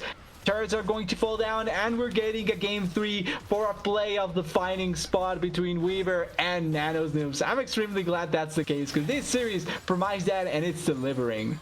A game score loss for both squads, for sure. Both teams coming into this wanting a 2-0. Neither will get it, but only one can get the win, and that makes the series win all the more important, whether you're Weber or Nano's Noobs. Nano's Noobs need the series win either way. Weber, you can't just look to Supernova Dark Matter tomorrow anymore. The fact that you went 1-1 already here, you need every little bit of game score you can get, boys, because you can't guarantee that extra win. Yeah, but a win here would be massive for them. Firm lead for Weber the whole way through. A much, much stronger game number 2. And a lot of it off the back of Goku and Sendy popping off on these poke mages. Yeah, and I want to give extra credit to Sendy. Like, Goku, yes, he started off the game great. He got double buffs early on, but most of the game, he got the attention from the team. Sendy built it on himself. He won bot lane by himself. He killed the Hop multiple times in the bot lane, pushed waves, got picked off once, but the rest of the game was immaculate. Pretty good performance by Sendy, who I think so far has been the best performer by Weber the whole series. Absolutely. I think he's done so well here. Goku went Super Saiyan a little bit, though. That's what we asked for. Sure. We got it. Maybe going to need an extra one. Super Saiyan 2, Super Saiyan 3. There's a lot of different forms now. You can go. This list can go on.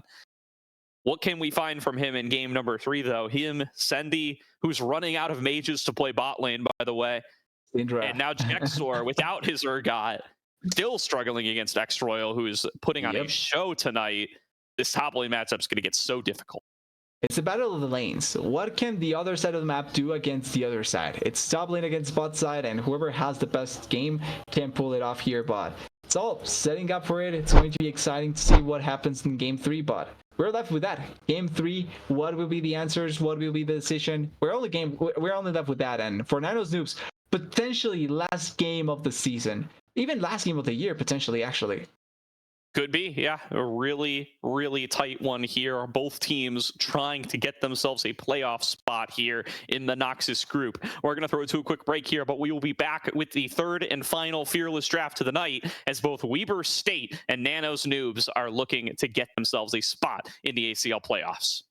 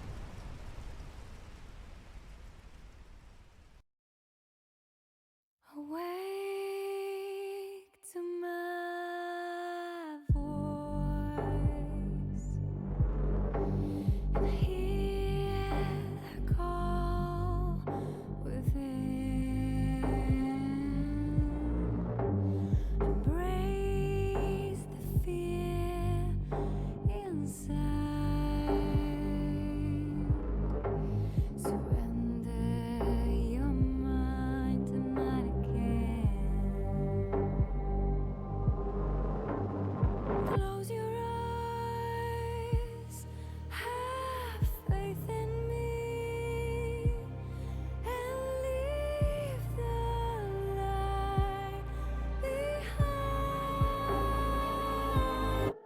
You're never alone.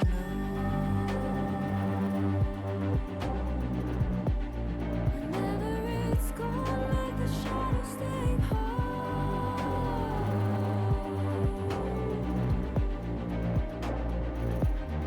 You're never alone.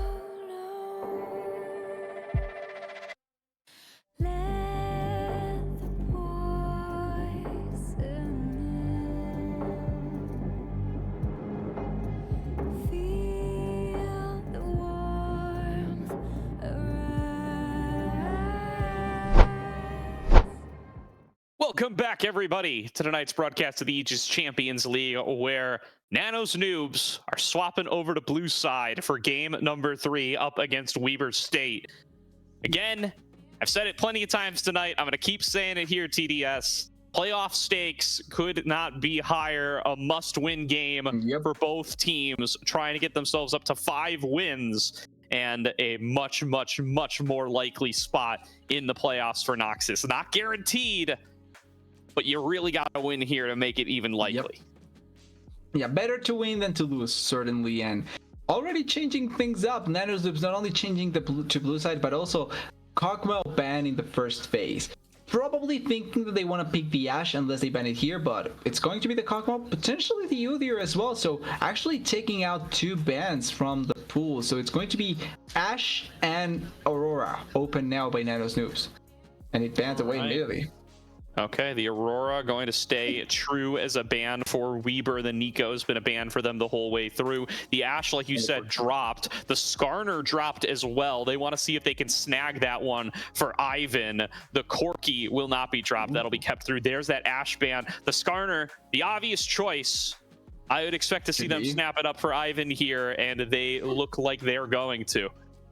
And honestly, I'm surprised they went ahead and banned the Ashe. I think you can give away the Skarner or give away the Ashe, pick the Skarner yourself. I think that's a pretty good plan in general. The Skarner is going to tank a good amount, and the Ashe is a mobile mate and a mobile champion. She can be locked down in position, and you can just play Syndra into it. But it's looking like the Skarner given away, not a lot of other options to go for if you're Weaver here in terms of the stronger champions. I think Syndra is still a really good mage to go for, and once again can be flex bot lane and mid lane, and you know that Goku does play it really well, so it can be a really great flex as the Rel gets picked.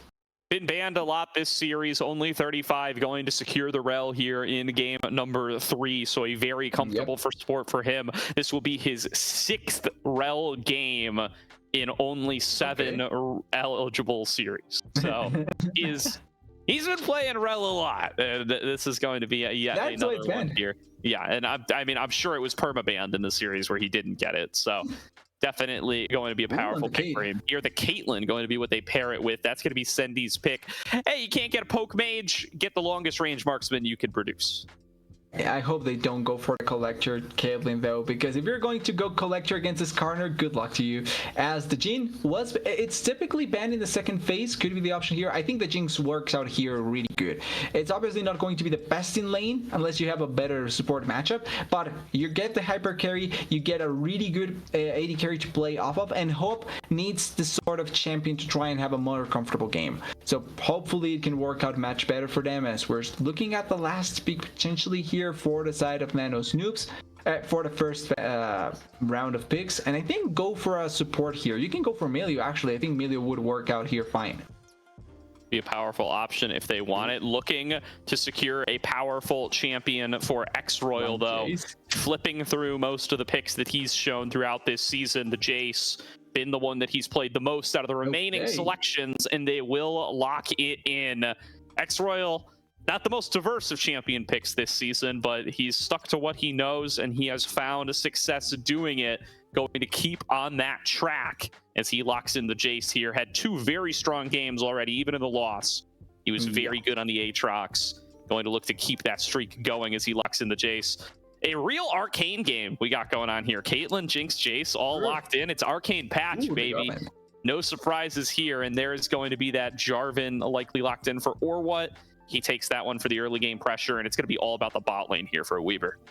It really will be. You're playing here to try and go down there, gank as much as possible, get the Jarvan down there with the Keeling and get the Keeling going so that you are going to Dynasty Jinx as much as possible as well. As for the second round of bans though, here for Weaver, I'm expecting to see support bans. Now we know that Leona, Alistar, Rakan, and Pike is out, plus the Rel, so Renata makes sense here. I think maybe banning away the Nautilus also, because Nano's Noobs can go for that if they want to have a little bit more engaged, but I think also Milio and Lulu should be priorities because Jinx with an Enchanter can be really strong. The Malphite makes sense here, and I'm also thinking that Weaver will probably opt into a tank, but with the Malphite out, I think the remaining options are the Sion or the Ornn, potentially.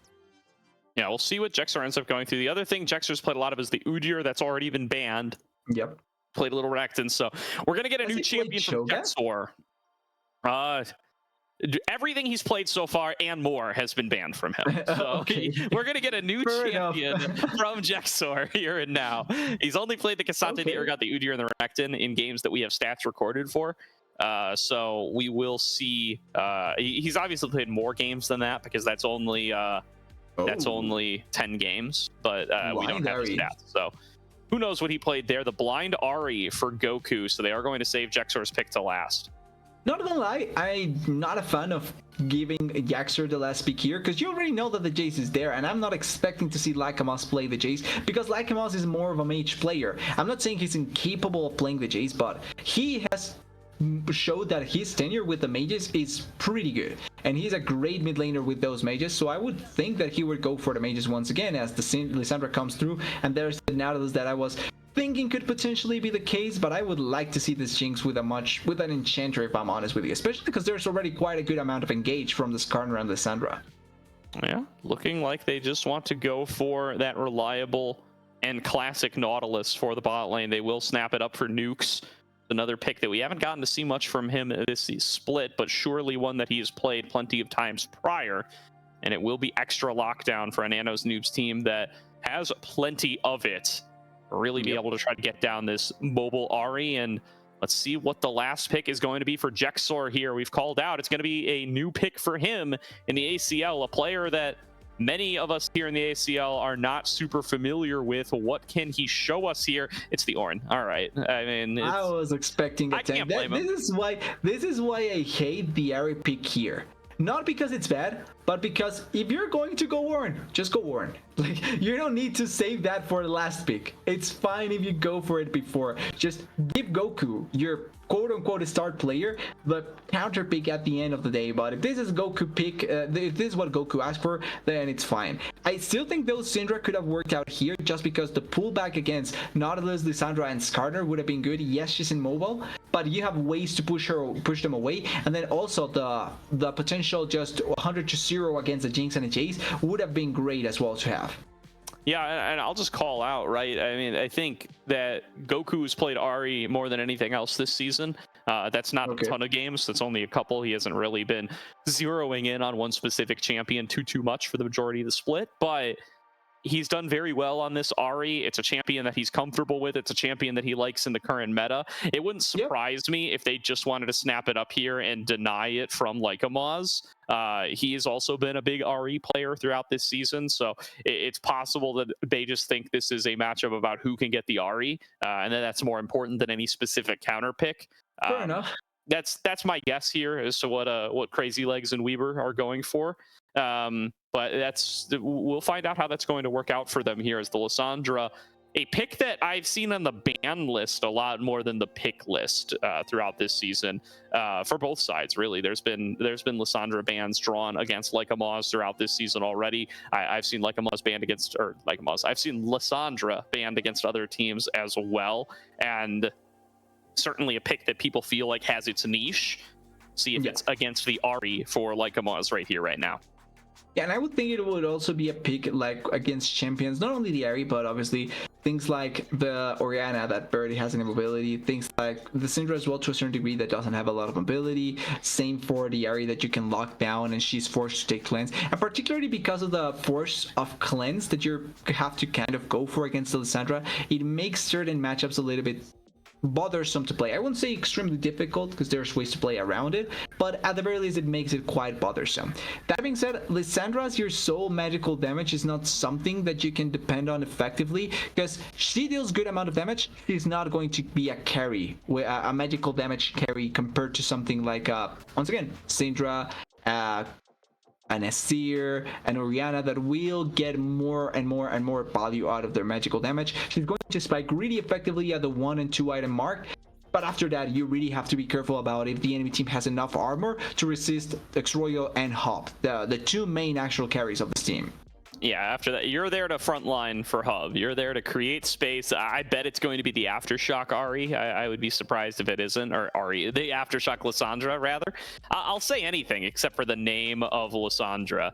But the fact that they were able to come on through here and will be able to come in and create that space is what Nano's Noobs is relying on here from Lycabaz, and they're going to put their hands into Hub's mechanics. They really want to make sure that Hub is going to be set up to succeed, and they're going to put their trust in him in the match that determines whether they make playoffs or not. He's played very, very well mechanically throughout this series. We even saw facing off against Goku Zoe was trying to make some fancy plays happen on the Ezreal. Some worked out, some did not.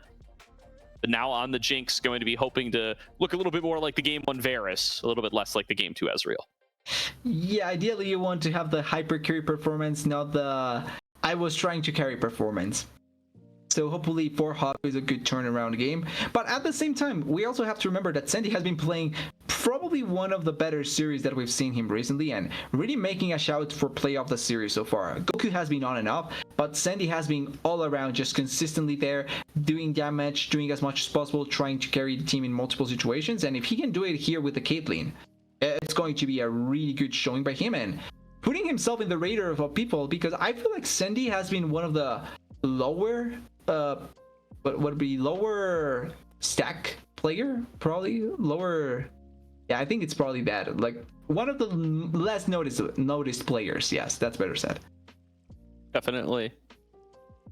They're going to be, it's been an interesting jungle matchup so far here. Orwat, a player that is new to the team, is new to the ACL, is new to me, is new to you. I think has played solidly tonight. Not perfectly, but has mirrored Ivan in quite a lot of ways, right? Playing very aggressively, constantly looking for the fight angles, for better or for worse. And net game number 2, I think, looked solid on the Xin Zhao, really forcing fights, really able to utilize the early game power that champion brought to the table. Going to have a lot of early game power again now on this Jarvan, and going to be tasked with making sure that Sendy and Only 35 can have that success with the Caitlyn, because a lot of Caitlyn's we've seen on this stream over the course of the last couple of weeks, or even over the course of the whole split, have been Caitlyn's that get focused by junglers, lose lane, don't really get too many plates, and really can't make good use out of the champion as a result.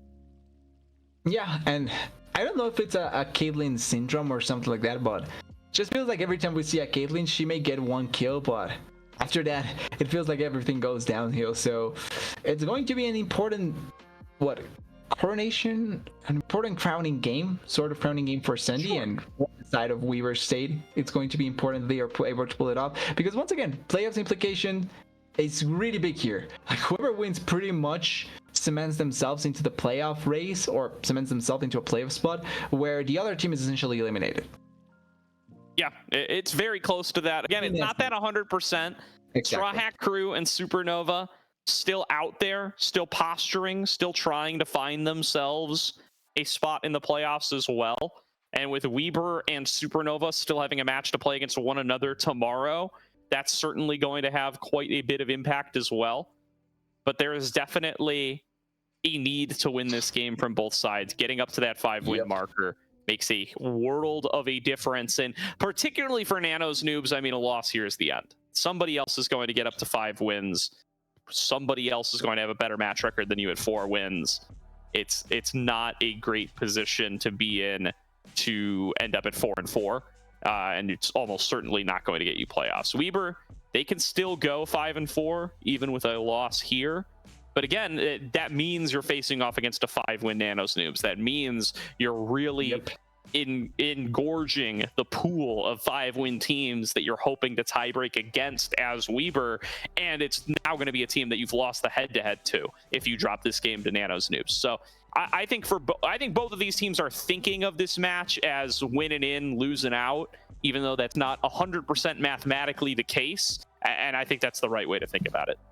Yeah, I think if it's we do everything here or we end up out, it's probably the right mentality, because it also means that you're probably not going to be leaving anything behind. You either commit everything and try and win it, or you simply it wasn't simply enough this time around and you try next time. But you need to go for everything as hard as possible and try and get the playoffs here if possible. For Nano's Noobs, especially since apart from it, maybe the last game of the season once again, so they want to leave everything out here. Yeah. Checking a little bit around the league here, I see that, let's see. Straw Hat Crew were able to take down Calamity. That was expected, but is also important for that playoff race. Could have eliminated Straw Hat Crew there with a spoiler upset. Looking at what other results we've had come on through tonight. So, I don't think we have a reported result yet for the Supernova Dark Matter series. That's the so other I'm not one. sure if they are they actually playing it, because just quickly looking at the scoreboard, I know the Riot Gaming Black beat FF their games up against Weber last on the 15th, so I'm not sure if they are actually going to do the same here. Not saying they will, I'm just like based on previous game, wouldn't be surprised if they actually do it, but I'm not sure. Yeah, I don't see a request from them to do so. That doesn't mean that they didn't. But yeah, that game's occurring off stream as well, so Yeah, I do not know what the outcome is there. Oh wait, actually, no, it's being streamed by Shimmer, but Shimmer's now offline, so that series must be over. I'm gonna do some digging here. I'm gonna find out. All right, Shimmer won at least one game, and it does look like they won the second one. So it does look like it was a Supernova 2-0 over there. So Supernova and Straw Hat Crew both winning. Yeah, both winning their expected wins today, 2-0. So both keeping themselves in contention. Straw Hat Crew will be at 5-3. Supernova Dark Matter at 4-3 right now. We'll be looking to get 5-3 up against Weber tomorrow. And then, of course, Nano's Noobs fighting for 5-3 right now and seeing if they can get themselves into that conversation. Yeah, trying to put themselves in the fight for that last spot, and it's going to be fun seeing how it's going to end up happening here as we're waiting to get into the game. Obviously, one good long wait until the last game potentially. It's really fun. Definitely. Nano's Noobs. Makes expectation. Yeah, so let's do a little game differential check-in. So Straw Hat Crew, their season is now over. They end 5-3 with a +5 game differential. That's very good for them. That game the differential, highest, actually. Yeah, that game differential may very well put them in to a win here. Weber sitting at +4 right now. We'll drop down to +3 with a loss. We'll move up to +5 with a win.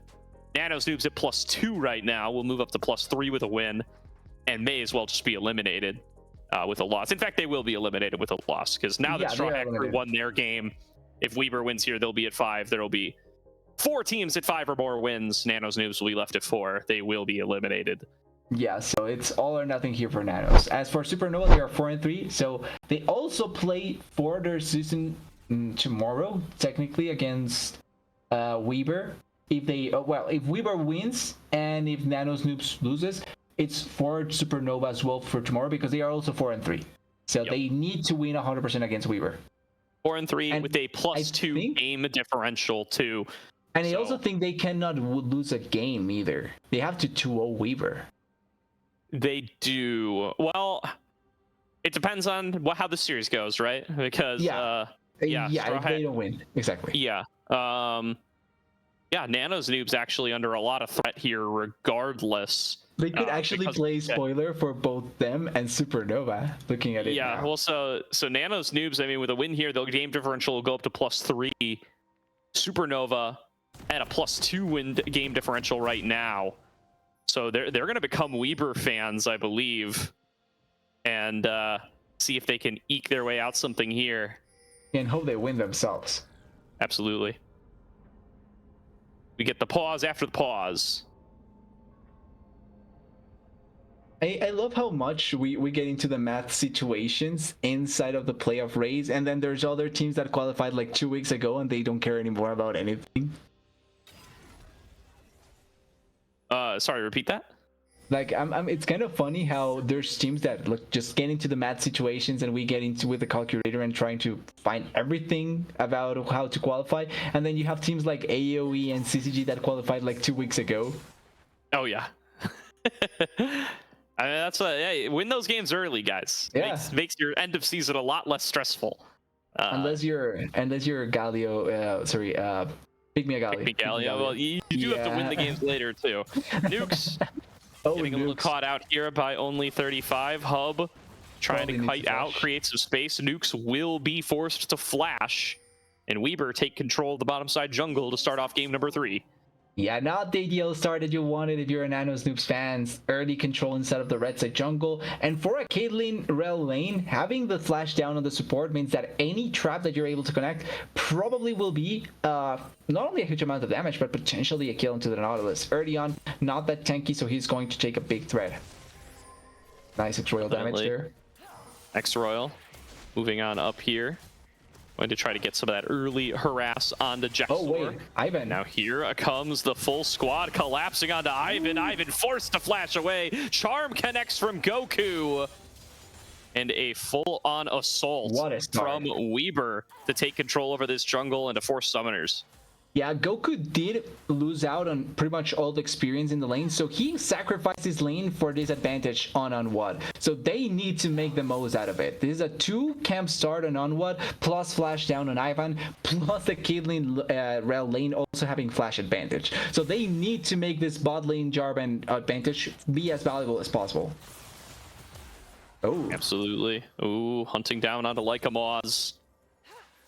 Goku taking a fair bit of damage back from the minions will be forced to back away. oh, interesting. They lost out on one Noobs. of Sub is already level 2. Can't really flex that too much to be able to punish, and I think the zap connected onto a minion, but level advantage does sit with Nano's Noobs. So they look to try to force in this Caitlyn Rel lane early. Another again. hook from Noobs, another nice trade out of only 35, and he'll be taken below 200 HP.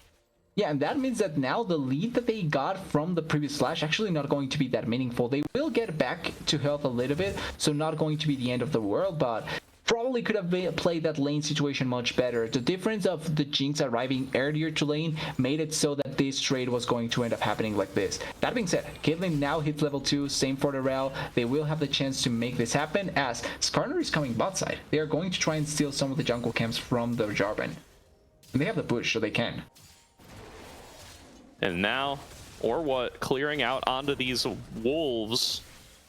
Ivan finishing off on the blue buff. So Yeah, it's or going what to get able to stolen. trade back. Or sorry, rather, Ivan able to trade back, gets himself the blue buff stolen away. And it doesn't look like Weber are really able to mount much of a response. So there is no smite on either jungler, so maybe there's a chance here. Oh, they engage. Ooh, flash in from only 35, getting these knockbacks and first blood okay. over to Sendy. Hub gets excited, but knows he can't brawl with this Caitlyn for long. Nuke's going to fall on down. Lycamaz is forced to retreat, and Weber draw first blood in game number 3. Insa engaged by only 35 there. Had the flash, didn't use it in bot lane either or against anyone down there, and it meant that they had the potential there to engage. No flash on Ivan, no flash on Nukes, easy targets to pick, and it's first blood for Caitlyn and follow-up kill for Goku. The best 2 people to have early kills on, and they get them. They're looking for like a mouse Nicely here. done there by Weber, and only 35 is not slowing down here. He's back at his most comfortable pick. The charm connects from Goku, and only 35 approaching forward. Nice blink away from Lycamaz will create the space. Nukes is there for the backup. They will be forced to retreat. Weber with the faintest of leads with the hook back in. They may have overforced. Only 35 going to get knocked into the wall. Ishtal's impact from Ivan should be able to secure them an additional kill. Goku going to be able to continue to throw out some of these shots, but he just doesn't have the damage. And that's the ghost. It's way too aggressive from Goku. Nuke's going to be able to take him down as well. And that's the lead back to Nano's Noobs. Yeah, and that's the advantage from the Sandra. do not understand the decision there by only 35 and Goku. If you already see that Alessandra escaped and you know that they are there because you 100% know they have to be close by, you cannot walk that disrespectfully. And this is something that Weaver has sadly been a victim of all series long. They disrespect Nano's Noobs way too many times, and that's why they've been losing out on trades and losing out on kills consistently because of that. And Nano's Noobs punishes them really well. So even though the initial lead went to Weaver, now going back a little bit to the side of Nano's Noobs. It is on the Lissandra and on the Jinx to a certain degree, but we have to wait and see how much the value of the Caitlyn and the area are going to come through. Or what, moving up towards top, is spotted by this control ward, and there's more members in the area for Nano's Noobs. If Orwat doesn't back himself out of here soon, he might find himself punished. X-Royal stepping up, playing aggressively, diving forward onto Jexor, gets a good bit of damage. Ivan through the wall, takes a juke to the left and gets himself out to safety, but Nano's Noobs keeping up the pressure on this top side. It's more than likely going to be the Grubs going in their favor, as there is a charm there, but there is ultimate on Lycama, so... Yeah, no ulti for Goku is an issue. Is he going to be able to get it with one or two more of these minions killed? That's going to be the question. Still not in there. Nukes getting involved in the play. Snare comes through onto Orwat, and nearly a kill for Nukes. Only 35 arrives. Nuke's going to be the next target. Goku, though, flash shot to by Lycama, executed down by the Lissandra. A hook back in, and a double kill to Lycama. Nukes is legitimately stomping on their faces. They disrespect so much his Nautilus, and it's committing so much on them. They pay the price with their lives, and they don't have the way to play this.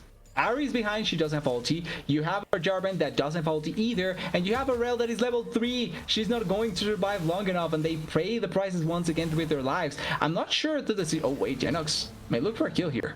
And here comes Call, the Forge God knockup coming on through. X-Royal flashes away. Or what? Clearing out this Gromp. And there will be Grubs secured for Nano's Noobs. 3-0. Start things off. And this has been a very Grub-centric series. Whoever ends up taking the majority of the Grubs has been the winner in both the games. We are going to make the trade happen. They get the earliest dragon we've seen taken this series. Yeah, finally we may see a soul that actually matters potentially in this series. So they're looking for it, but actually, wait. Oh, whoa! He already smited, I just think. barely by or what, and a flashback away required from Ivan, trying to get that steal through, did not quite connect it.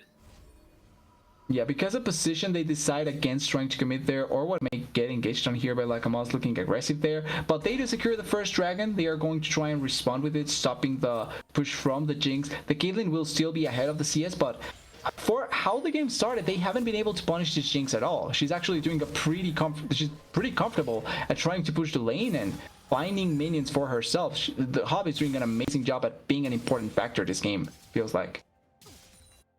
Absolutely. Keeping the push going, developing a CS lead. Hasn't quite gotten the plates yet, but he's got about 5 more minutes to be able to do that. Yeah.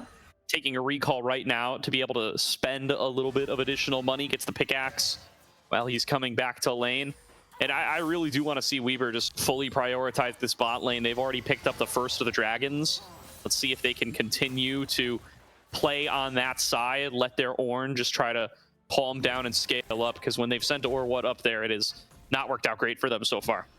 And also, I have to give props to General, because like, he has been doing an amazing job at just simply putting pressure onto these Jays. He actually has been able to win these trades effectively, and X-Royal has barely gotten a lead over the Ornn. Like, yes, the lead in CS is important, but this isn't really game winning for you when you're playing against Ornn. Like, this is normal. This is normal. A lane advantage against Ornn, this is normal. You need more of an advantage if you want to make a difference as the Jays. Yeah, needs to be able to show up to these skirmishes and take advantage of the power spikes that Jace represents. Already a Rectrix completed for him, but yeah, so far only the CS lead to show for it. See if they can continue to stack up these Grubs using the strength they have in the top lane. And a tough lane for Goku now, with Lycamaz being 3-0, Yep. 7 stacks on that Dark Seal. He's just very strong in these trades. The Qs just hurt, and Goku can really shrug them off without too much trouble.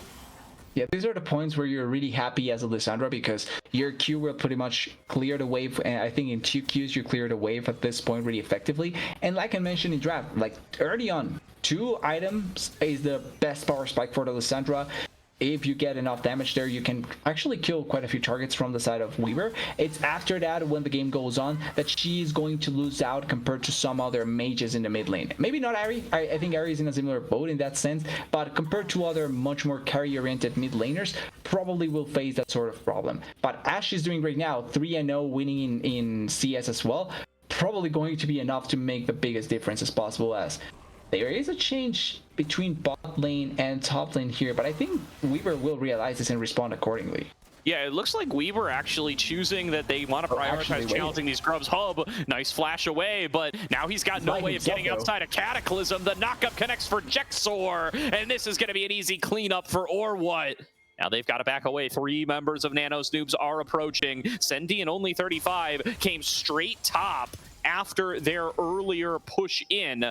Only 35 going to face check here. Finds 3 members. Has to back away, but could look for the big engage. Coming over the wall. They're going to focus in onto the Nautilus. Nukes is getting chunked out. He's going to be the first one to fall. Jexor is able to pick that one up. Sendi stepping forward, looking for targets to shoot. And here's Goku cleaning up the rest. 2 kills are picked back up by Ivan, but it's a fight win for Weaver.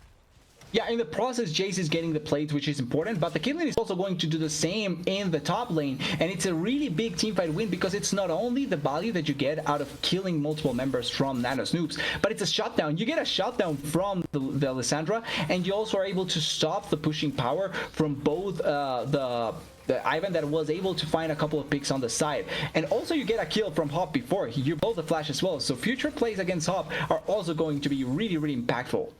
Yeah, I mean, again, it's Sendi and only 35 going back right again. They want to be able to pick up this collector for their Caitlyn. Are they going to come and try to challenge topside for these grubs? I think that was the goal all along. It's very interesting to see the Caitlyn and the Rel get priority, have high health bars, and not take the time to try to knock down very many of these plates. They're instead using recall timers to try to get back out on the map and try to make plays happen, but I think they're too late for these grubs. In fact, they're going towards the bottom side. They're going to get themselves the second dragon, but it's going to be a full 6 grubs to Nano's Noobs. So I'm surprised with the decision there, like you're mentioning. I was expecting them to make the most out of either the win that they got to push turret plates or to find the grubs there, but because of the desire to get that collector, they are looking now to try and get the bot lane push. They are going to be able to contest effectively onto the turret plates as well, just because you do have a Caitlyn, and by virtue of the Caitlyn, you're going to get that value, but 6 grubs is going to also be an important threat onto a turret. Oh, pause coming through. Pause coming on through. This is finally going to be the opportunity that Sendi needs to be able to take some of these turrets. I assume he's going to be able to get 1 or 2 plates here as he's hammering away on the bottom lane. The absence of grubs hurts him, though. And meanwhile, Lycamaz doing the same on the top side, arguably more effectively, because he is the one who has got 6 grubs in his pocket and just hammering away at that thing. Jexor going to come up and try to respond, but he's got to worry about potentially getting dove by Ivan, as all of the members of WSU are over on the other side of the map. They'll probably get themselves their second dragon here, but all in all, I think this is just going to be gold favoring Nano's Noobs. Yeah, the Caitlyn does push by herself really well. So like you're looking at this, even with 6 robs, it actually takes Lycamaz longer than the Caitlyn to try and get it. But with multiple members here, they are more than likely going to get the first turret blood in their favor. I like, though, the difference in how they are doing this, because Nanos realize that they need more members to take this down, so they send multiple members to take it down. But comparatively, Weaver does leave the Caitlyn alone. She's actually the only one close by to the closer to the proximity of the turret gold, so she's getting all the value by herself. They are going to try and push here, but I think Jexor can try and survive this. He's calling the Forge God, going to get knocked out of it, doesn't get the recast off in time, needed to use the Bellows Breath to immune his way through. Only 35 getting involved up here, trying to keep them underneath the turret for longer. It's an execute onto Hub, and Goku has arrived to try to turn around the play. Gets rooted up by Lycamaz, will get forced on out. Hub going to be in that respawn for a while. The turret was taken by Sendi, keeping things close, and this dragon will go to Weaver, so in the cross map you could say it favors them. Yeah, 100%. Like, the only positive thing is that Hop didn't die to anyone, because that could have been complete disaster. I'm actually surprised that the Jexor's ultimate didn't just barely touch the Jinx on the side to try and get that kill participation or kill value, but still, it's really important that that ends up happening. And like I'm almost taking a few charge shots. By Wait, Jexor. Rel is here on the And side. only 35, flashing forward, getting the stun, TP being forced. They threw down the ignite. Is it going to be enough for only 35? wait a Great minute. immune by Jexor on the Impale, but only 35 has no such tools. He'll drop down, Lycamon survives, and Weber force a bit too hard. Doesn't even use ulti. Oh, nukes maybe locked down here. Actually not. Teleport on the side by Lycamon, and they are actually going to lose 2 members. Yep. Yeah, Sendy is going to have to disengage here, but that is going to be or what left out to dry. Ace in the hole channeled on the opposite side, blocked by Hub of all people. And Weber down members, having their mid lane turret sieged. Goku with no cooldown. Sendy not able to do too much to respond, just trying to fend them off. Goku coming in as well, connects a flash charm, trying to take out Lycabos, but they can't connect the skills. They don't get the trap, they don't get the net. Sendy can't get the damage. Instead, they're advancing forward for Hub. Another flash blown by Goku, but no kills to be had. Summoners down, but that's all that there is. Yeah, but that's the sort of thing where I see Sendy, he had more damage, not just Collector, and targets that have armor probably gets the kill. They probably also are able to force a little bit more, if or what didn't commit like he did to the previous play. Like, it's this sort of situations where Weaver, if they didn't commit as heavily as they did before, they probably would have had better chances to actually make a play happen. But because they try to overcommit in other places, they just simply don't have the tools to be able to win these fights on the other side. And I just think that they're lacking this one little voice that says, not this time, wait 1 second, we can win the next one, just wait. Does feel that way. They are working themselves on towards the Rift Herald. Does look like they'll be able to secure it here. Will give them a little bit of extra pressure, maybe the ability to crack open the mid lane, be able to try to look for some more picks with this Ahri, look for some more engages with this Rel. Rift Herald is secured. Lycamon is going to be able to force out Goku here, though. Nukes in the area to threaten the dive, and Goku will back away. They find Ivan. Can they make anything happen here? The stun going to connect. They're going to look to chain this forward with Sendy, and they do get the execute. Sendy taking down the jungler and buying themselves a little bit of a timer here to do whatever they want. Well, all the gold is on Sendy. 3-0 and 3, you know that she's going to be your main carry. They're going to try and stop the push in the mid lane. Sendy is by himself, so he needs to be extra careful here. But it's not going to be enough to take down the turret. They do deal a lot of damage to it thanks to those grobs. Yeah, I'm surprised that there's not a move here to use the Rift Herald instead. Taking some time, letting these recalls come through. Only 35 going to go by. Jexor going to go by. And they redeploy out, looking towards the top side. Still just letting Caitlyn wave clear in the mid lane. Gold still remains close. It's a lead to Nano's Noobs of about 2k, but not insurmountable. The risk is this Jinx, already 1 item strong. Luckily, they've avoided giving too much gold over to Hub, but Hub will be a massive threat later on if they cannot find a reliable way to lock him down. Yeah, you do have Orin ulti and Rel engaged, and also Cataclysm, so I do think there's good ways to lock her down. I will say though, like you're pointing out, X-Royal doesn't even use to use thrown out. Yeah, the fancy feet just transforms, gets the movement speed, escapes everything. And X-Royal's out of there. Yeah, quick enough to just be able to escape there. Nothing big of a threat to worry about. There's 2 members also pushing down there on the bot side. That means that they're going to be able to threaten this area a little bit on the side. And they are still trying to fight here in the top lane. I gotta say, for how far behind he is currently in terms of CS, the Jexor is not scared. Oh, another advance forward from Goku, making the pick happen onto Lycamon. No chance to flash, no chance to Glacial Tomb or Frozen Tomb. They will be able to get out of there. Jexor trying to escape on that top side. Another pick for Weber, giving them another opportunity to set up in and around this dragon. Jexor knocked away though. X-Royal looking for a solo kill. Connects another shock blast. One more auto, barely not enough. And Jexor will be able to escape. Was expecting the flash to come through. Oh, they know that Ivan is here. They're trying to collapse on this corner. Ooh, Goku not quite connecting the charm, but Ivan is stuck on the wrong side of the map. He flashes, but he nice finds himself face to face with Or1 and only 35. They're going to melt on down this Scorpion. The charm keeps him in place, even with the 3-man impale, and Sendi's got a flash back over the wall, returning fire, finding shots on a Leica launch. Cataclysm onto 3, and Goku firing through the orbs the whole time. Look at Sendi over the wall, untouched, undeterred. Multiple peacemakers through the lines of Nano's Noobs, and Weber State take themselves a fight. Unlucky that Sendi actually canceled, I think, a few auto attacks there, but that was such a huge engage. Probably could have gotten more kills here. Lycamon's still trying to fry. Oh, ulti. Goku, one more dash. He's gonna find it. Lycamon's barely staying alive, but Spirit Fire will give him the movement speed. Goku is the Super Saiyan here. He comes up with a solo. Yeah, he may not be blue just yet, but he's trying really hard to get to that point. But what a fight by Weaver, and finally they get the lead back in their favor. But look at that Caitlyn, 5-0 with now 2.5 items completed. She is already hitting hard. She's going to hit even harder. And also the Ornn is beginning to stack up like he's value. And this is the thing about playing Ornn against Jace. You need to be extremely farther ahead as the Jace to have the utility of the Ornn not be as meaningful. Because the Ornn survives really long, has great utility. That fight was without Ornn Horn. They played that without the Ornn ultimate, and they still won it really well. Oh, okay, Ivan is fine.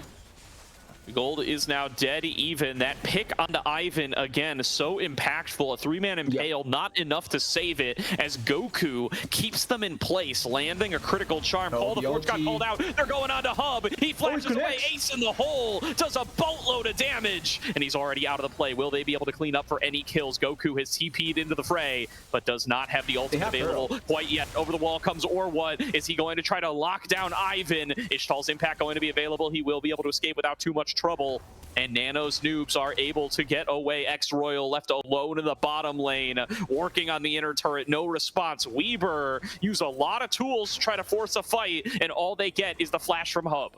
Yeah, I'm surprised they didn't use the Herald there, as they are looking a little bit forward, or what looks, yeah, they are going to just throw the Herald in the mid lane. They have that advantage, so I'm surprised that they didn't use it before. But here, with multiple members already on the side, and knowing that Jace cannot teleport or help on the back, they are going to secure this mid lane turret. But Ivan wants to find the angle here, and only 35 is going for more. Lycamon's is in on the back line, looking for an engage. Here comes Ivan as well. Knockups connect. Sendi's caught out. Weber State have overplayed their hand for the second charge on the inner turret. They lose their bot lane, and Nano's Noobs with a shot at the Baron.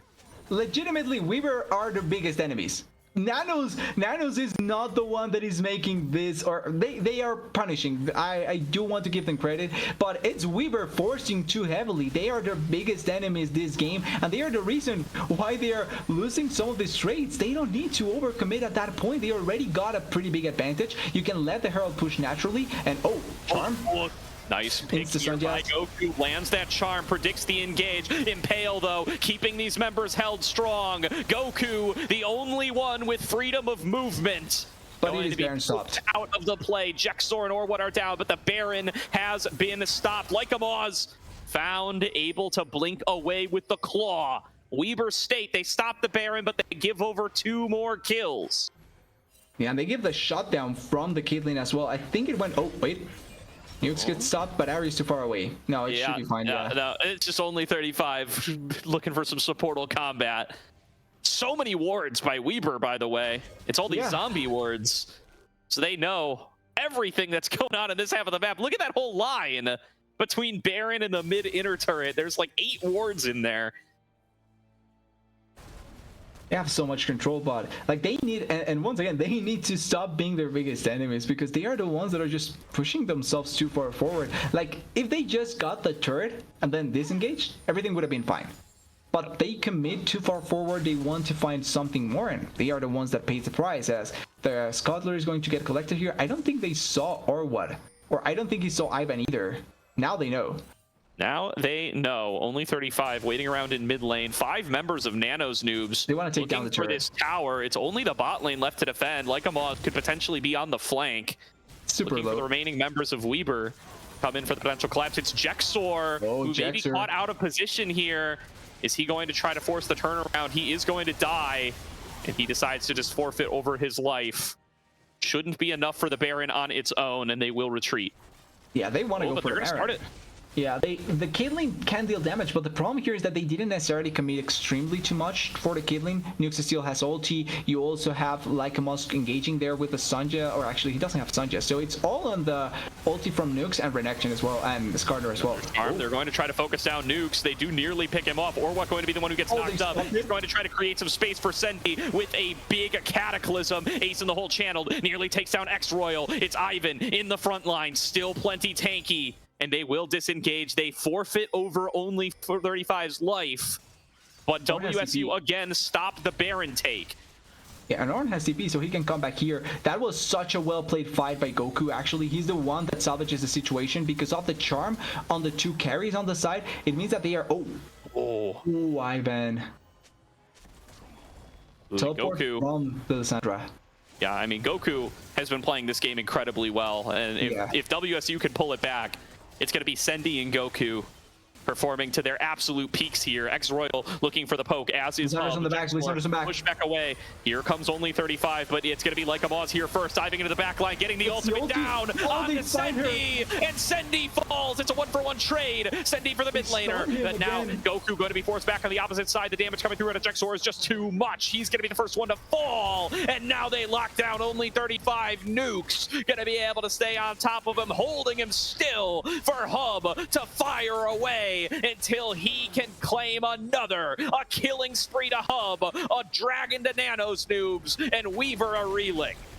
Yeah, Weaver getting punished by their own mistakes. They are the ones suffering by their own hand, and Nano's Noobs is taking the most advantage out of everything that they are doing wrong on the side of Weaver. Really good fight, really great angles by Lycamus. Even though he didn't have Sanjay's or ultimate, I think at the time, he was still valuable enough to lock down the Caitlyn. And because she didn't take cleanse, that means that she's just going to be a locked up target every time they force on them. And I'm surprised you didn't take cleanse of the Caitlyn here as well. Yes, you cannot cleanse this Cardinal ultimate, but you can cleanse the Lissandra. And or what? Stepping up here, looking for Ivan. No Oh, fear back, here yeah. as Goku is coming in on the flank, and Goku has found X-Royal. A big shutdown picked up for him. What can they do They won with Baron? the timer? X-Royal down for 40 seconds. And he does have teleport, so maybe they will try and go for Baron here as quickly as possible, but Ivan is still alive. They still have the Jinx on the side, and they have Lissandra as well on the side, so they have angles for the side of Nano's Noobs to try and collapse here. Yeah, I don't think you Force on find a here. Lycamus, or what finds him. They're going to channel the ace in the hole. It will connect. Lycamus Okay. trying to buy Not time, actually. chooses not to take the claw, which does seal his fate, but does buy some time. Only 35 committing the ultimate. They want to make sure this Lissandra is gone. And she 40 does not have seconds TP. down. No TP on the Lissandra means that they can try and push here. And I think actually killing the Lissandra is the best way to stop like a flank angle, although Nukes is finding a really good one here. They are not Royal expecting this. TPing mid. It's the all-seeing Baron, so there's multiple routes to attack. The shock blast from X-Royal chucks down both carries. Goku wait. diving into the back line, looking to finish off X-Royal. Gets himself another reset, Great but they flash have there. lost Sendy. The Impale was too much. Another charm, another kill, another shutdown to Jexor, and Goku, with no 80 carry left, keeps connecting the skill shots. He was Super Saiyan wait, last but Skarner's game, alive. and this is to go even further beyond. Goku pushes out Nano's Noobs.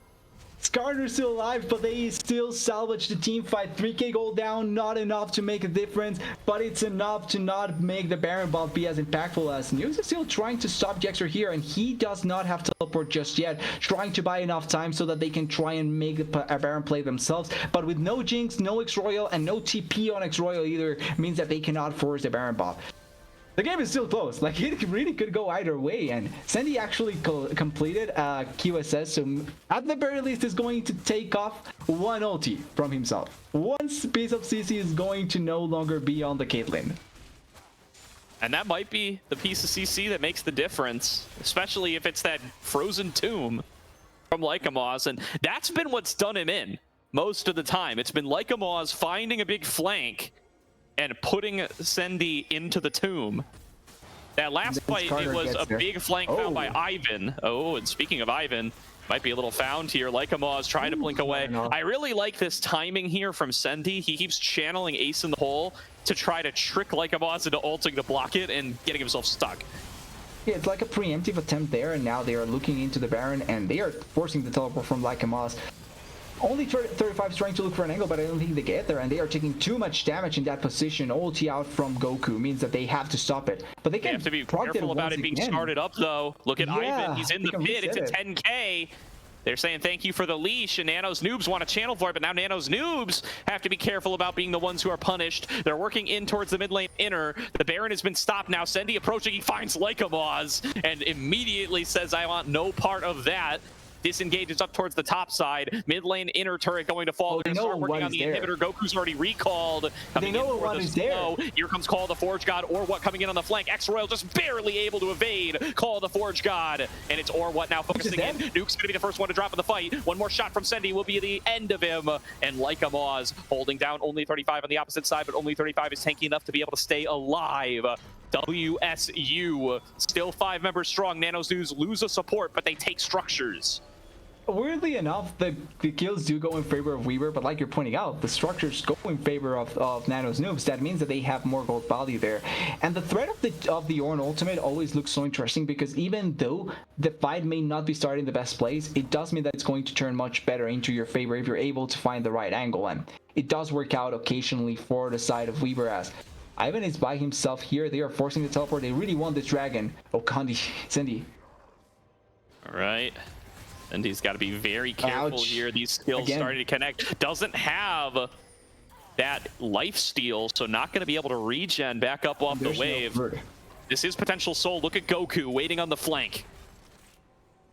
Yeah, they know that Goku knows that he could find. Oh, but- it's only 35. He's the one who pulls the trigger. Goku comes in and finishes the execute. X-Royal's got to be the next one down. Hook Oh, from wait, Nukes. Sendy's- Connects on to Sendy. He's forced to flash back away, and it's the 2 carries. Could've It's the been only dead. ones left alive. The health bars are blinking, but the fight's been won for Nano's Noobs at this stage. Sendy is so low. Goku's already recalling, and they're going to forfeit the dragon. It was such a great engage, but Hub was the only kill they could get. Yeah, and he may have been the initial kill, but everyone else responded accordingly and perfectly on the side of Nano's Noobs.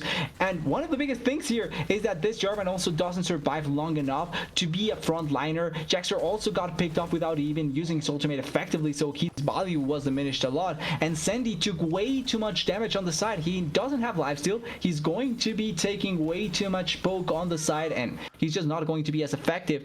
I'm surprised that he took so long to finally get some armor pen. And this is the point of the game where that collector is more of a liability than an actual important item. Like, yes, you get more crit, but you're not dealing damage to the Skarner or the Nautilus, or at the very least not as much damage to them. So now that you're one item behind, essentially, because that collector is not really making a difference against them, you need to be stacking back up to damage, and that may be the difference that you're looking at Sendy at this point, but still has to be careful as the Caitlyn.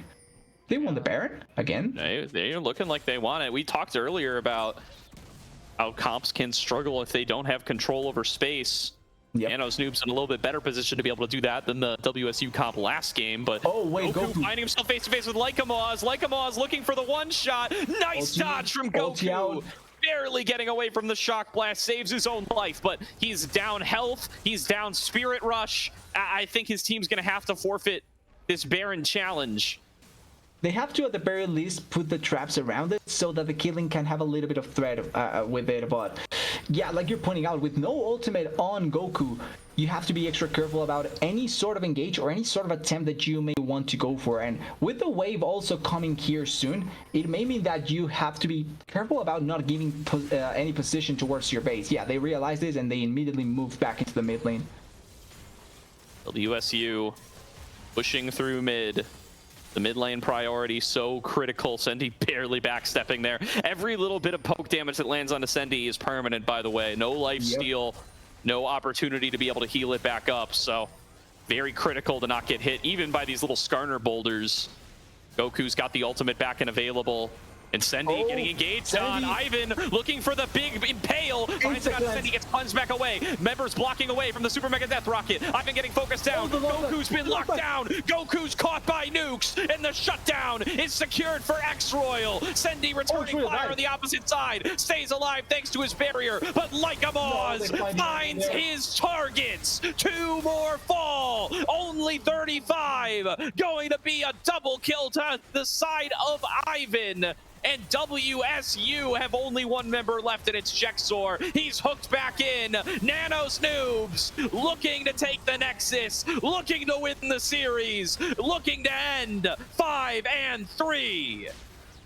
It's going to be Nano's Noobs trying to keep their season alive, and Weaver needing to go back into the drawing board because I'm going to say it straight up. They lost because of themselves. Nano Noobs played a great game, but this game started with a Caitlyn, with that first blood down there in the bot side, and they also got, or actually I'm not sure if it was first blood, but they got flash out from Skarner, flash out from Nautilus, and the game still went in favor of Nano's Noobs. This is only a punishment from the mistakes by Weaver consistently, and Nano's Noobs punishing them extremely well all the time. And they keep themselves alive thanks to this. Absolutely. Really good game here from Nano's Noobs. And they do end 5-3. The real heartbreaker here is because of the results of the other matches tonight, I think Nano's Noobs might be doomed, my friend. No. I'm trying to do the math in my head and convince myself otherwise, but Straw Hat Crew are 5-3 at a +5 game differential. They will be top 4. Straw Hat Crew are qualified. And then the winner of Supernova, Dark Matter, and Weber will also be 5-3. Weber's game differential is now down to +2. Nano's Noobs' game differential is at +3. Yeah, Nano's Noobs is at +3. In a world where Weber wins, they will have at least a +3 game differential, and they will they would lose the tiebreaker. Yeah, so they need Weber to win. Okay, never mind, Nano's Noobs. You have a chance. You need a Weber win. Isn't Weber and then you got to beat them in 3. You need a Weber win in 3 tomorrow. That is the only outcome, I think, where you make it. So if Weaver wins 2-0, then Ezen is out. And then Nano's Noobs is out as well. Okay. I'm hearing Supernova is out. I do not believe Supernova is out. They are 4-3 with a +2 game differential. If they beat Weber tomorrow, they also have the head-to-head to Nanos. If they 2-0 Weber tomorrow, they will be 5-3 with a +4 game differential, and they will take the spot of Nano's Noobs. And even if it's a +3, they have the head-to-head against Nanos, so they would qualify against them. Yeah, so if Supernova wins tomorrow, they will beat out Nano's Noobs. Yeah, Nanos is out if Supernova wins. If Weber wins 2-0, Nanos is out. If Weber wins 2-1, Nanos is in. Yes, so Nano's Noobs needs a Weber State win in 3 to make the playoffs. Oh boy, TDS. Okay, sad that we don't get the chance to cover it, but it's gonna be fun. Maybe the TSM boys will pick it up. I'll talk to them tonight. I'll hope so. Yeah, maybe we can work something out with them and do a stream. Wait, but it says Weber is at +3 still in game difference. Weber, because they are 9-6 at +3. Is that updated? I just saw them moving around. Yeah, I just saw them moving around the score line, so I think it is. Let me see. Hang on. I had the results from before tonight. Quickly, someone. Hang on. I'm doing real-time research. This is high-quality broadcasting right here, everybody. Exactly. So we don't have a stats team, so I'm the stats team. Yeah, Weber 2-1 puts the Weber before playing tonight's game, Weber State was at 3-3 at a +4 game differential. So they're at +3 right now. They're +3. So if they win 2-1, they still would qualify. They would still Nano's go. Noobs. Nano's Noobs is doomed. Yeah, Nano's Noobs is doomed. Oh no. Oh no. Sorry, yeah, Weaver's at +3 now, I believe. They're at +4. Yeah, so Weaver's at +3 right now. Yeah, so any Nano's world where also they plus win, they 3. have a higher Yep. game differential than Nano's Noobs. Nano's Noobs is done. Oh no! Heartbreaker. That's actually so demoralizing after all that we went through for today. Yeah, because Duan, you are correct. Nano's Noobs and Weber are tied in game Yep. differential, but a world where Weber wins, they must Puts them ahead. increase that game differential and beat out Nano's Noobs, or a world where Supernova wins. Supernova Is would qualified. also have the superior game differential and or the head-to-head. Tough Can we break. make it like an honorary playoff spot so that they can qualify if we were don't win or something like that? I feel so bad for Nano's Noobs. It doesn't seem. It feels so. It's a heartbreaker. We'll see exactly how the math works out, but I don't think there's a way to do it. Okay, yeah, actually, so also, yeah, if we were 2-0 tomorrow, they secure third place. Heartbreaker. All right. Well, we have got playoff draw. We're gonna do it right here, right now. All right. Playoff draw is gonna be on the Aegis stage. It will be recorded over there as well. Come join us on Aegis stage if you would like to see the group draw. It will not be live streamed, so we're gonna close out stream here, and then we will see you guys over on the stage. If you have more tiebreaker questions, I will do the math live on stream again. I mean, I'm gonna just do more of this. So I mean, I guess if you guys want to throw ideas in chat too, we can play it here. But we're gonna do it on Aegis stage. We're gonna while Duan's getting set up, we'll answer playoff questions and do our best. And maybe I'll be right, maybe I'll be wrong, but I'll try my best to be right. It's been a party, everybody. Thank you all for hanging on out for what was a banger match. Huge props to Nano's Noobs on the win. It does seem like the game record means that this is the end of the road for them, but a excellent win to end off their season on and send them off into the offseason with. Hope to see them back next split. Hope to see them all in OQs. A really, really impressive performance from this team tonight and throughout the whole split. Hope that they are proud of themselves with that. Everybody, been awesome to have you all here. We're going to be back on Friday with the first playoffs match. We'll have a podcast episode coming out Friday morning talking about the playoff matchups.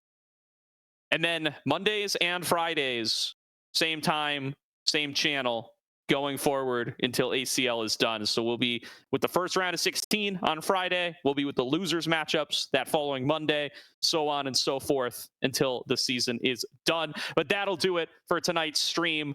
Hope to see you guys over on the Aegis stage for the playoff draw from myself, from TDS, and from Caddy on production. It's been a party. We'll see you guys next time.